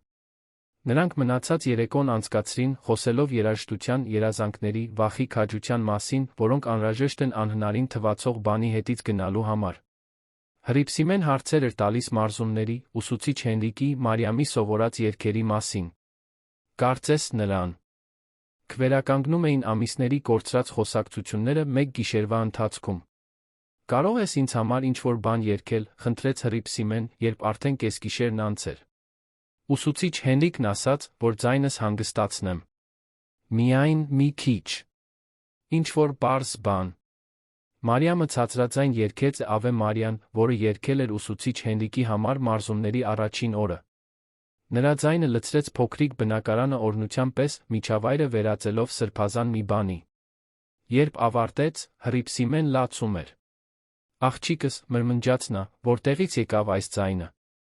Ձեզանից, մամ։ Ձեզանից եկավ։ Հաջորդ օրը Մարիամն արթնացավ առավոտյան ժամը 5-ին, բայց դպրոց չգնաց։ Փոխարենը երկար լոգանք ընդունեց, թե նախաճաշեց 1 ժամ անցկացրեց շնչառական ձայնի տաքացման վարժություններ անելով, որոնք ուսուցիչ Հենրիկը սովորեցրել էր։ Հռիփսիմեն արթնացավ 7-ին, ակնհայտորեն ավելի լավ մի գիշերվա հանգստից հետո, պնդեց օգնել դստերը պատրաստվել։ Զգեստը, որը Մարիամը պետք է կրեր, նույնն էր, որը պատկանել էր տատիկին, սպարս, բայց էլեգանտ մի անժամանակյա ձով։ Ու հիասքանչ ես, ասաց Հռիփսիմեն, օգնելով նրան կայծակաճառմանդի հետ։ Իսկական երգչուհու տեսք ունես։ Առավոտյան ժամը 9-ին նրանք միասին դուրս եկան դպրոց։ Դա առաջին անգամն էր, որ Հռիփսիմեն ուղեկցում էր դստերը որպես արտիստի մայր, ոչ թե հաստատության աշխատակից։ Տարբերությունը նուրբ էր, բայց երկուսն էլ կարող էին զգալ այն։ Դահլիճը պատրաստվում էր երեկոյան միջոցառմանը։ Ձայնային տեխնիկները կարգավորում էին սարքավորումները, աշխատակիցները դասավորում էին լրացուցիչ աթոռներ, թանկարժեք ծաղիկները զարդարում էին բեմը։ Ակնհայտ էր, որ մրցույթը դարձել էր կարևոր սոցիալական իրադարձություն, պարզ ուսանողական ելույթից շատ ավելին։ Օրվա դասերի ընթացքում Մարիամը դժվարանում էր կենտրոնանալ։ Ուսուցչուհի Հեղինեն մի քանի մեկնաբանություններ արեց, մեծ օրվա մասին վատ քողարկված հեգնանքով։ Ռուբենը լիովին խուսափում էր նրանից, կարծես զբաղված լիներ սեփական անհանգստություններով այն մասին, թե ինչ տեղի կունենա։ Ճաշի ընթացքում Աննան մոտեցավ սեղանին, որտեղ Մարիամը միայնակ էր ուտում։ Կարող եմ նստել։ Մարիամը շարժումով ցույց տվեց դատարկ աթոռը, հետաքրքրված, թե ինչ էր ուզում ասել Աննան։ Ուզում եմ, որ իմանաս, սկսեց Աննան, որ անկախ նրանից, թե ինչ տեղի կունենա այսօր երեկոյան, ես հարգում եմ քո քաջությունը։ Հայտարարությունն այնքան անսպասելի էր, որ Մարիամը քիչ մնաց խեղդվեր ուտելիքից։ Ներողություն։ Ռուբենն ինձ պատմեց այն երգի մասին, որը նա քեզ տվել է։ Թե որքան դժվար է։ Անկեղծ ասած, ես երբեք քաջություն չէի ունենա ընդունելու այդպիսի մարտահրավեր։ Ինչու ես դա ինձ ասում։ Աննան վարանեց, խաղալով մատին դրված թանկարժեք մատանու հետ։ Որովհետ գուցե ես անարդար եմ եղել քո նկատմամբ։ Գուցե ես իմ սեփական անվստահությունները պրոյեկտել եմ մեկի վրա, ով իրականում ավելի քաջ է, քան ես։ Քո անվստահությունները։ Մարիամ, դու կարծում ես, որ հեշտ է լինել ես։ Անընդհատ դատվել, ստիպված լինել պահպանել անհնարին չափանիշ, իմանալ, որ մարդիկ քեզ մոտենում են միայն քո ազգանվան պատճառով։ Աննան դառնորեն ծիծաղեց։ Գոնե դու գիտես, որ քո ձեռքբերումները քոնն են։ Ես երբեք այդ վստահությունը չեմ ունենա։ Խոսակցությունը մի ուղղություն էր վերցնում, որը Մարիամը չէր սպասում։ Շաբաթներ շարունակ նա Աննային տեսել էր որպես հակառակորդ, այն ամենի ներկայացուցիչ, որն իրեն բացառում էր։ Բայց հիմա նա հասկանում էր, որ կատարյալ ճակատի հետում իրական մարդ կա, մեկը, որը պայքարում է իր սեփական դերի դեմ։ Աննա, անկախ նրանից, թե ինչ տեղի կունենա այսօր, շնորհակալ եմ, որ ինձ դա ասացիր։ Հաջողություն այսօր երեկոյան։ Իսկապես։ Երբ Աննան վեր կացավ գնալու, Մարիամը զգաց, կարծես շաբաթներ շարունակ կրած լարվածության բազմաթիվ շերտերից մեկը հեռացվել էր։ Մրցույթը կշարունակեր լինել իր կյանքի ամենամեծ մարտահրավերը, բայց գոնե հիմա գիտեր, որ լսարանի ոչ բոլորն են լինելու իր դեմ։ Երեկոյան ժամը 5-ին Մարիամը գնաց ուսուցիչ Հենրիկի հետ վերջին տաքացման սեանսին։ 23-րդ սենյակը այլ տեսք ուներ։ Նա հեռացրել էր բոլոր ավելորդ կահույքը, ստեղծելով ընդարձակ տարածք, որտեղ նա կարող էր ազատ շարժվել։ Ինչպե՞ս ես քեզ զգում, հարցրեց նա։ Սարսափած։ Ոգորված։ Պատրաստ։ Մարիամը դադար տվեց։ Ամեն ինչ միաժամանակ։ Կատարյալ է։ Վախը քեզ զգոն կպահի։ Ոգորությունը էներգիա կտա քո կատարմանը։ Իսկ պատրաստ լինելը դե, դու պատրաստ ես։ Նրանք 40 րոպե վոկալային տաքացում արեցին, հատկապես կենտրոնանալով շնչառության գերմանական արիայի ամենաբարձր նոտաների վերահսկման վրա։ Հենրիկը նրան չստիպեց երգել ամբողջ երգը, միայն հատուկ հատվածներ, որոնք կատարյալ տեխնիկա էին պահանջում։ Հիշիր, ասաց նա, երբ ավարտեցին, դու այսօր երկու տարբերակ ունես։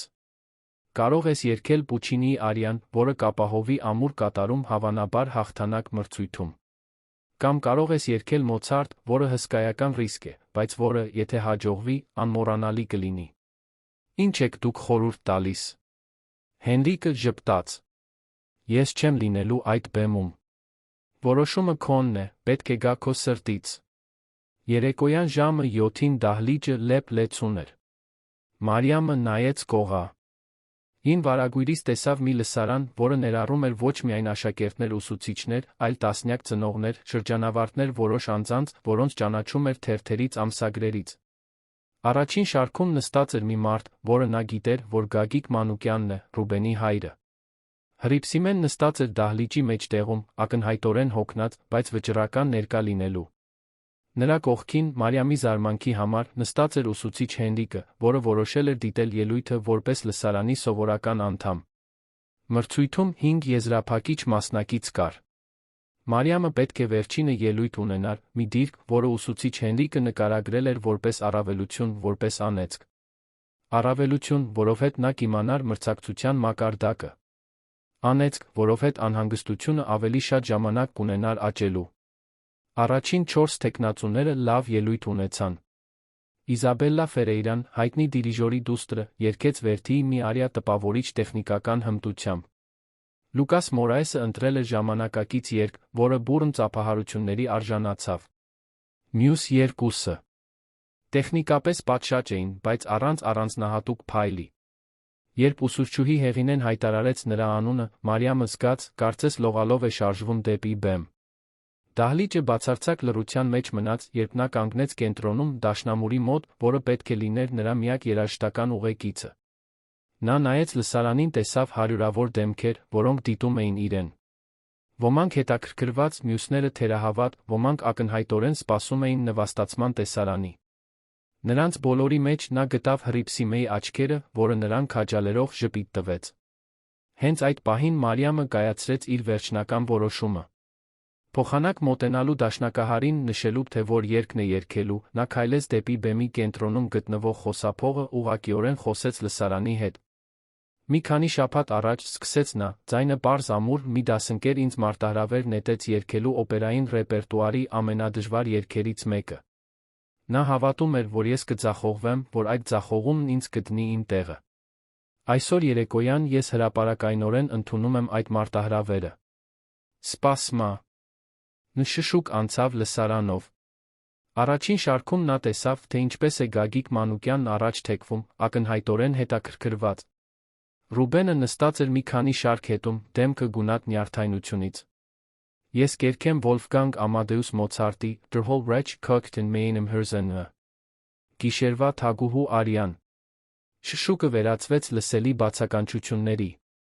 Ուսուցչուհի Հեղինեն, որը կանգնած էր բեմի կողքում, ակնհայտորեն ցնցված էր։ Դա մի ընտրություն էր, որը ոչ ոք չէր սպասում, հատկապես առանց պաշտոնական մարզումների երգչուհուց։ Մարիամը շարժումով ցույց տվեց դաշնակահարին, որ կարող է գնալ։ Նա կերքեր ա կապելլա, միայնակ, առանց երաժշտական ուղեկցության։ Դա հնարավորինս ռիսկային էր, բայց նա ամենամաքուրը։ Դա կլիներ պարզապես իր ձայնը լռության դեմ, իր տաղանդը մի ամբողջ հասարակության սպասումների դեմ։ Նա փակեց աչքերը, խորը շունչ քաշեց, կապվեց այն ամբողջ զայրույթի հետ, որը կուտակել էր կյանքի ընթացքում։ Երբ բացեց բերանը, այլս Մարիամ Սարգսյանը չէր, անտեսանելի կրթաթոշակառուն։ Նա գիշերվա թագուհին էր, հզոր, զայրացած, անջնջելի։ Der Hohlreich Kocht in meinem Herzen։ Այն, ինչ տեղի ունեցավ հետո, մաքուր կախարդանք էր։ Առաջին նոտան դուրս եկավ լուր ամպրոպի պես, վիրաբուժական ճշգրտությամբ կտրելով դահլիճի օդը։ Մարիամն այլս Սուրբ Իսահակ վարժարանի բեմում չէր, նա այլ տեղում էր, այլ ժամանակում, մարմնավորելով դավաճանված թագուհու հազարամյա զայրույթը։ Նրա ձայնը լցրեց տարածքի յուրաքանչյուր սանտիմետրը, ստիպելով պատերին թրթռալ մի ուժով, որը ոչ ոք չէր սպասում 17 տարեկան աղջկանից։ Der Hohlreich Kocht in meinem Herzen, երգեց նա, գերմանական բառերը դուրս եկան այնպիսի ներքին զգացմունքով լի, որ նույնիսկ նրանք, ովքեր չէին հասկանում լեզուն, կարող էին զգալ յուրաքանչյուր վանկում եռացող վրեժխնդրության ծարավը։ Լսարանը քարացել էր։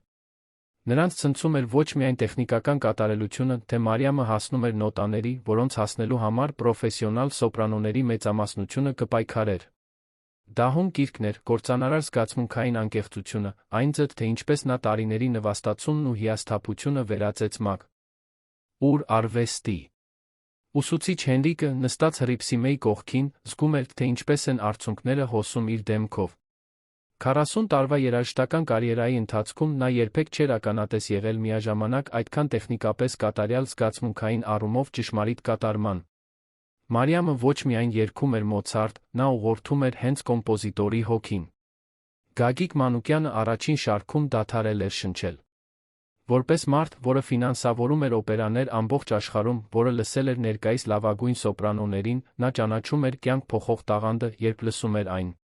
Բեմի վրայի աղջիկը ոչ միայն լավն էր, նա արտասովոր էր մի ձով, որը հայտնվում է սերնդեսերունդ մեկ անգամ։ Ռուբենն անշարժ էր իր աթոռին, դեմքը գունատ ցնցումից։ Նա ստեղծել էր այդ իրավիճակը որպես դաժան կատակ, կրթաթոշակառուին իր տեղը դնելու միջոց։ Բայց հիմա նա դիտում էր բոլորովին այլ բան, երաժշտական մեծության դաս, որը նրան փոքր ստոր էր զգացնում։ Աննան շունչը պահել էր, ձեռքերը թեթակի դողում էին։ Նրա ամբողջ կյանքը խնամքով կառուցվել էր տպավորելու, արտաքին տեսքը պահպանելու, սոցիալական սպասումները բավարարելու համար։ Բայց այնտեղ մի աղջիկ կար, որը դեն էր նետել ամբողջ անվտանգությունը, ընտրել էր լինել ճշմարիտ, անկախ հետանքներից։ Հռիփսիմեն բացահայտ լացում էր, մայրական հպարտության անհավատության խառնուրդ։ Դա իր դուստրն էր, այն աղջիկը, որին նա մեծացրել էր փոքրիկ բնակարանում, որը անխոնջ աշխատել էր, նրան տալու հնարավորություններ, որոնք ինքը երբեք չէր ունեցել։ Եվ հիմա նա տեսնում էր այդ ամբողջ զոհաբերության պտուղը, վերածված կախարդական մի բանի։ Ուսուցչուհի Հեղինեն հենվել էր բեմի կողային պատին, դեմքը ցնցումի, գուցե կյանքում առաջին անգամ, անկեղծ խոնարհության դիմակ։ Տարիներ շարունակ նա թերագնահատել էր Մարիամին, վերաբերվելով նրան որպես ներխուժողի երաժշտական աշխարհում, որը համարում էր իր բացառիկ տարածքը։ Հիմա նա ստիպված էր ճանաչել, որ լիովին սխալվել էր այն հարցում, թե ով է իրականում երաժշտական տաղանդ ունեցել այդ դպրոցում։ Մարիամը նավարկում էր արիայի միջով բնության ուժի պես։ Կոլորատուրային հատվածները, որոնք սովորաբար կոտրում էին փորձառու երգչուհին։ Երին դուրս էին գալիս նրա կոկորդից անհնարին սահունությամբ։ Ստրատոսֆերային բարձր նոտաները, որոնք Մոցարտը գրել էր անպատշաճ ձայները պատժելու համար, հասանելի էին պահվում էին գրեթե վիրավորական հեշտությամբ։ Բայց տեխնիկայից ավելին կար մեկնաբանություն։ Յուրաքանչյուր արտահայտություն պատմում էր գիշերվա թագուհու պատմության մի մասը, յուրաքանչյուր նոտա կրում էր ամեն ինչ կորցրած կնոջ դրամատիկ ծանրությունը։ Երբ հասավ Արիայի գագաթնակետին, Մարիամն արեց մի բան, որը ոչ մի ուսուցիչ չէր սովորեցրել, որը չկար վոկալային տեխնիկայի որևէ ձեռնարկում։ Նա 2 վայրկյան բացարձակ լռության մեջ դադարեց երգել, ուղիղ նայեց Ռուբենին լսարանում, հետո հարվածեց վերջին նոտային այնպիսի ուժով, որ դահլիճի ջահը թրթռաց։ Նոտան պահվեց 15 անհնարին վայրկյան, մաքուր բյուրեղյա, արձագանքելով պատերով զայրացած աստվածուհու ձայնի պես։ Երբ վերջապես լուծվեց լռության մեջ, դահլիճը երկար վայրկյաններ բացարձակ լռության մեջ մնաց։ Այնուհետ Գագիկ Մանուկյանը վեր կացավ։ Սկսեց միայնակ ծափահարել, նրա ծափերը լռության մեջ արձագանքում էին կրակոցների պես։ Մեկ առ մեկ, մյուս մարդիկ միացան նրան։ Ուսուցիչ Հենրիկը, Հռիփսիմեն, առաջին շարքի որոշ աշակերտներ։ Վայրկյանների ընթացքում ամբողջ դահլիճը պայթեց ծափահարություններից, որոնք ավելի շատ կանգնած օվացիայի էին նման։ Մարիամն անշարժ մնաց բեմի կենտրոնում, ծանր շնչելով, գրեթե չհավատալով, թե ինչ էր տեղի ունեցել։ Նա կատարելապես երգել էր գիշերվա թագուհու արիան, հարյուրավոր մարդկանց առաջ, առանց ուղեկցության, գրելով միայն իր տաղանդն ու վճռականությունը։ Եվ դա հաջողվել էր։ Ծափահարությունները շարունակվեցին րոպեներ, որոնք հավերժություն թվացին։ Ծաղիկներ նետվեցին բեմ։ Մարդիկ անկեղծ ոգորությամբ գոռում էին «Բրավո»։ Նույնիսկ որոշ ուսուցիչներ, որոնք երբեք որևէ հետաքրքրություն չէին ցուցաբերել նրա նկատմամբ, եռանդով ծափահարում էին։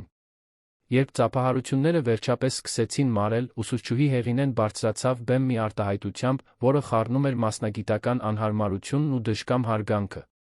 «Տիկնայք պարոնայք», հայտարարեց նա խոսափողով, կարծում եմ, որ մենք կարիք չունենք սպասելու ժյուրիի որոշմանը։ Մենք հենց նոր ականատես եղանք այս հաստատության պատմության ամենաարտասովոր երաժշտական կատարումներից մեկին։ Լսարանից նորից ծափահարություններ պայթեցին։ Մարիամ Սարգսյան, շարունակեց Հեղինեն, ձայնը թեթակի դողալով, դուք հենց նոր շահեցիք լրիվ։ Կրթաթոշակ Երանի Կոմիտասի անվան պետական կոնսերվատորիայի համար, ինչպես նա 10 միլիոն դրամ դրամական մրցանակ։ Դահլիճը նորից պայթեց։ 10 միլիոն դրամն ավելի շատ գումար էր, քան Հռիփսիմեն վաստակում էր 2 տարվա աշխատանքով։ Դա բավարար էր լիարժեք բժշկական բուժում վճարելու, պարտքերը մարելու նոր կյանք սկսելու համար։ Մարիամը բեմում արցունքների մեջ խեղդվեց։ Ոչ թե տխրության արցունքներ, այլ բացարձակ թեթացման։ Նա արել էր դա։ Ընդդեմ բոլոր հավանականությունների, ընդդեմ բոլոր սպասումների, նա Ռուբենի մարտահրավերը վերածել էր իր վերջնական հաղթանակի։ Հռիփսիմեն վազեց բեմ, աստիճանները բարձրանալով մի ճարպկությամբ, որը նույնիսկ հիվանդությունը չէր կարող ճնշել։ Մայր ու աղջիկ գրկախառնվեցին բեմի կենտրոնում, միասին լացելով, մինչ լսարանը շարունակում էր ծափահարել։ Ես գիտեի, մրմնջաց Հռիփսիմեն դստեր ականջին։ Միշտ գիտեի, որ դու առանձնահատուկ ես։ Ուսուցիչ Հենրիկը միացավ նրանց բեմում, աչքերը փայլում էին հպարտությունից։ Մարիամ, ասաց նա, դու հենց նոր ապացուցեցիր, որ երաժշտությունն իսկապես սոցիալական դա։ Սա կարգ չունի։ Դու իսկական արտիստ ես։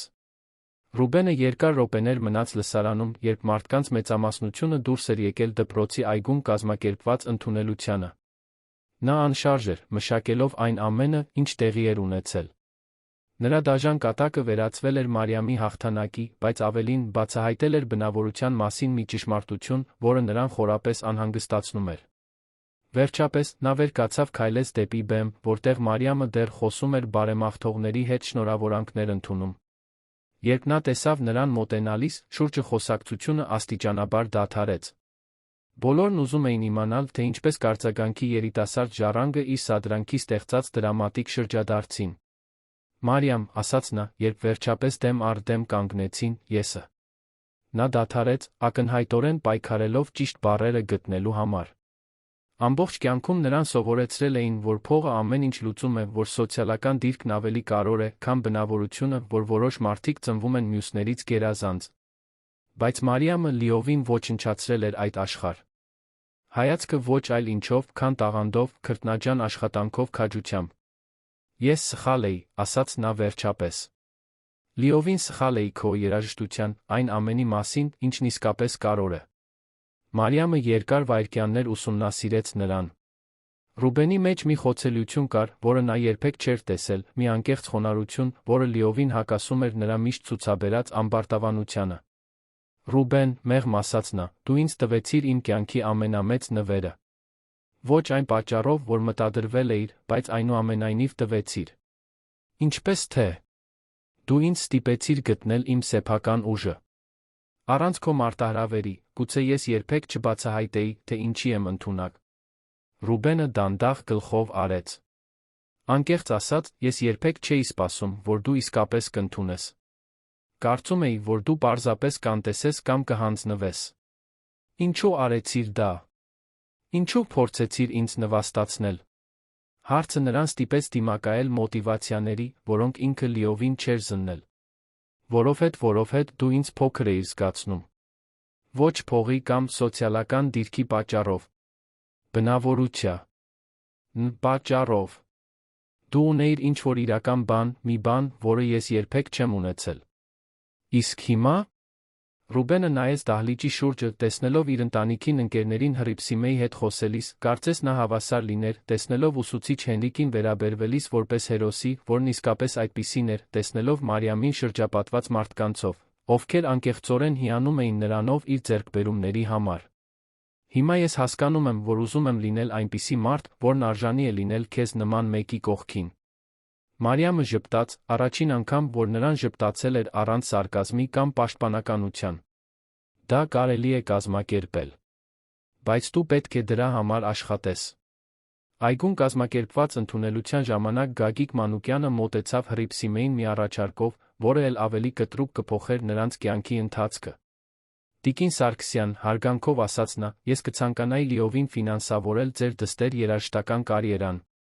Կոնսերվատորիա, մասնավոր ուսուցիչներ, այն ամենը, ինչ նրան անհրաժեշտ կլինի։ Հռիփսիմեն խոսքերը կորցրեց։ Պարոն Մանուկի։ Սա շատ առատաձեռն է, բայց սա առատաձեռնություն չէ։ Սա ներդրում է։ Ձեր դուստրն ունի մի տաղանդ, որը հայտնվում է սերնդեսերունդ մեկ անգամ։ Հանցագործություն կլիներ այն վատնել ֆինանսական ռեսուրսների պակասի պատճառով։ Մարիամը միացավ խոսակցությանը, լսելով առաջարկը։ Ինչու եք դուք դա անում։ Գագիկը ուղիղ նայեց նրան։ Որովհետև ես հավատում եմ, որ իսկական արվեստը պետք է խնամվի, անկախ նրանից, թե որտեղից է այն ծագում։ Եվ որովհետև իմ որդին այսօր ինձ արժեքավոր դաս տվեց իրական արժեքը ճանաչելու մասին, երբ մենք այն գտնում ենք։ Մրցույթին հաջորդած ամիսները լիակատար վերափոխման ամիսներ էին։ Մարիամը տեղափոխվեց արվեստի մեջ մասնագիտացված դպրոց, որտեղ կարող էր զարգացնել իր վոկալային տաղանդը, միաժամանակ ավարտելով սովորական կրթությունը։ Հռիփսիմեն, մրցանակի կողմից ֆինանսավորվող պատշաճ բժշկական բուժման հասանելիությամբ, բացահայտեց, որ տառապում է բուժելի շնչառական վարակով, ծանր սակավարյունությամբ, որոնք երկուսն էլ բուժելի էին դեղորայքով պատշաճ խնամքով։ Ուսուցիչ Հենրիկը նշանակվեց դպրոցի երաժշտական մակարդող, վերջապես ստանալով այն ճանաչումը, որին արժանի էր տասնամյակների նվիրումից հետո։ Նրա առաջին որոշումը ցածր եկամուտ ունեցող աշակերտների համար երաժշտական կրթաթոշակների ծրագիր ստեղծելն էր, ապահովելով, որ Մարիամի նման այլ տաղանդներ աննկատ չմնան։ Ուսուցչուհի Հեղինեն իր նախապաշարմունքների շուրջ հարկադրված խորհրդածության շրջանից հետո դարձավ երաժշտական ներառական ծրագրերի խոշորագույն պաշտպաններից մեկը։ Դա հեշտ վերափոխում չէր, բայց իրական էր։ Ռուբենը սկսեց աշխատել հոր ընկերությունում, բայց ոչ այն գործադիր պաշտոնում, որը միշտ նախատեսված էր իր համար։ Նա սկսեց ներքից, սովորելով պատասխանատվության, քրտնաջան աշխատանքի, հարգանք վաստակելու մասին գործողությունների, ոչ թե ժառանգության միջոցով։ Եվ ամեն ուրբաթ նա հաճախում էր Մարիամի համերգներին կոնսերվատորիայում։ Աննան դարձավ Մարիամի լավագույն ընկերուհիներից մեկը, մի ընկերություն, որը կառուցված էր փոխադարձ անկեղծության, ոչ թե սոցիալական հիերարխիաների վրա։ Նա բացահայտեց, որ ունենալ ընկերուհի, որը գնահատում է իրեն նրա համար, թե ով է նա իրականում։ Ոչ թե նրա համար ինչ ունի, ավելի գոհացուցիչ է, քան տարիներ շարունակ իր կուլտիվացրած բոլոր մակերեսային հարաբերությունները։ 2 տարի անց Մարիամը պատրաստվում էր Երանի օպերայի բալետի ազգային ակադեմիական թատրոնում լսումների, երբ անսպասելի այցելություն ունեցավ։ Ռուբենը հայտնվեց հանդերձարանում պարզ ծաղիկների փնջով մի ծրարով։ Սա ի՞նչ է, հարցրեց նա։ Բացիր տես։ Ծրարի մեջ Հայաստանի առաջատար դասական երաժշտության ձայնագրման լեյբլներից մեկի հետ ձայնագրման պայմանագիր էր մի նամակ, որը բացատրում էր, որ Ռուբենն օգտագործել էր իր ընտանեկան կապերը, կազմակերպելու այն լսումները, որոնք հանգեցրել էին պայմանագրին։ Ինչու արեցիր դա։ Որովհետև խոստացա, որ կաշխատեմ արժանի լինելու քո կողքին լինելուն։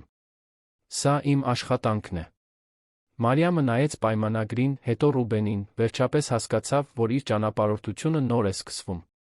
Անտեսանելի աղջիկը, որը միայնակ երգում էր դատարկ դահլիճում, վերածվել էր ճանաչված արտիստի, բայց ավելի կարևորը վերածվել էր մեկի, ով հստակ գիտեր, թե ով է ինքը, ինչի է ընդ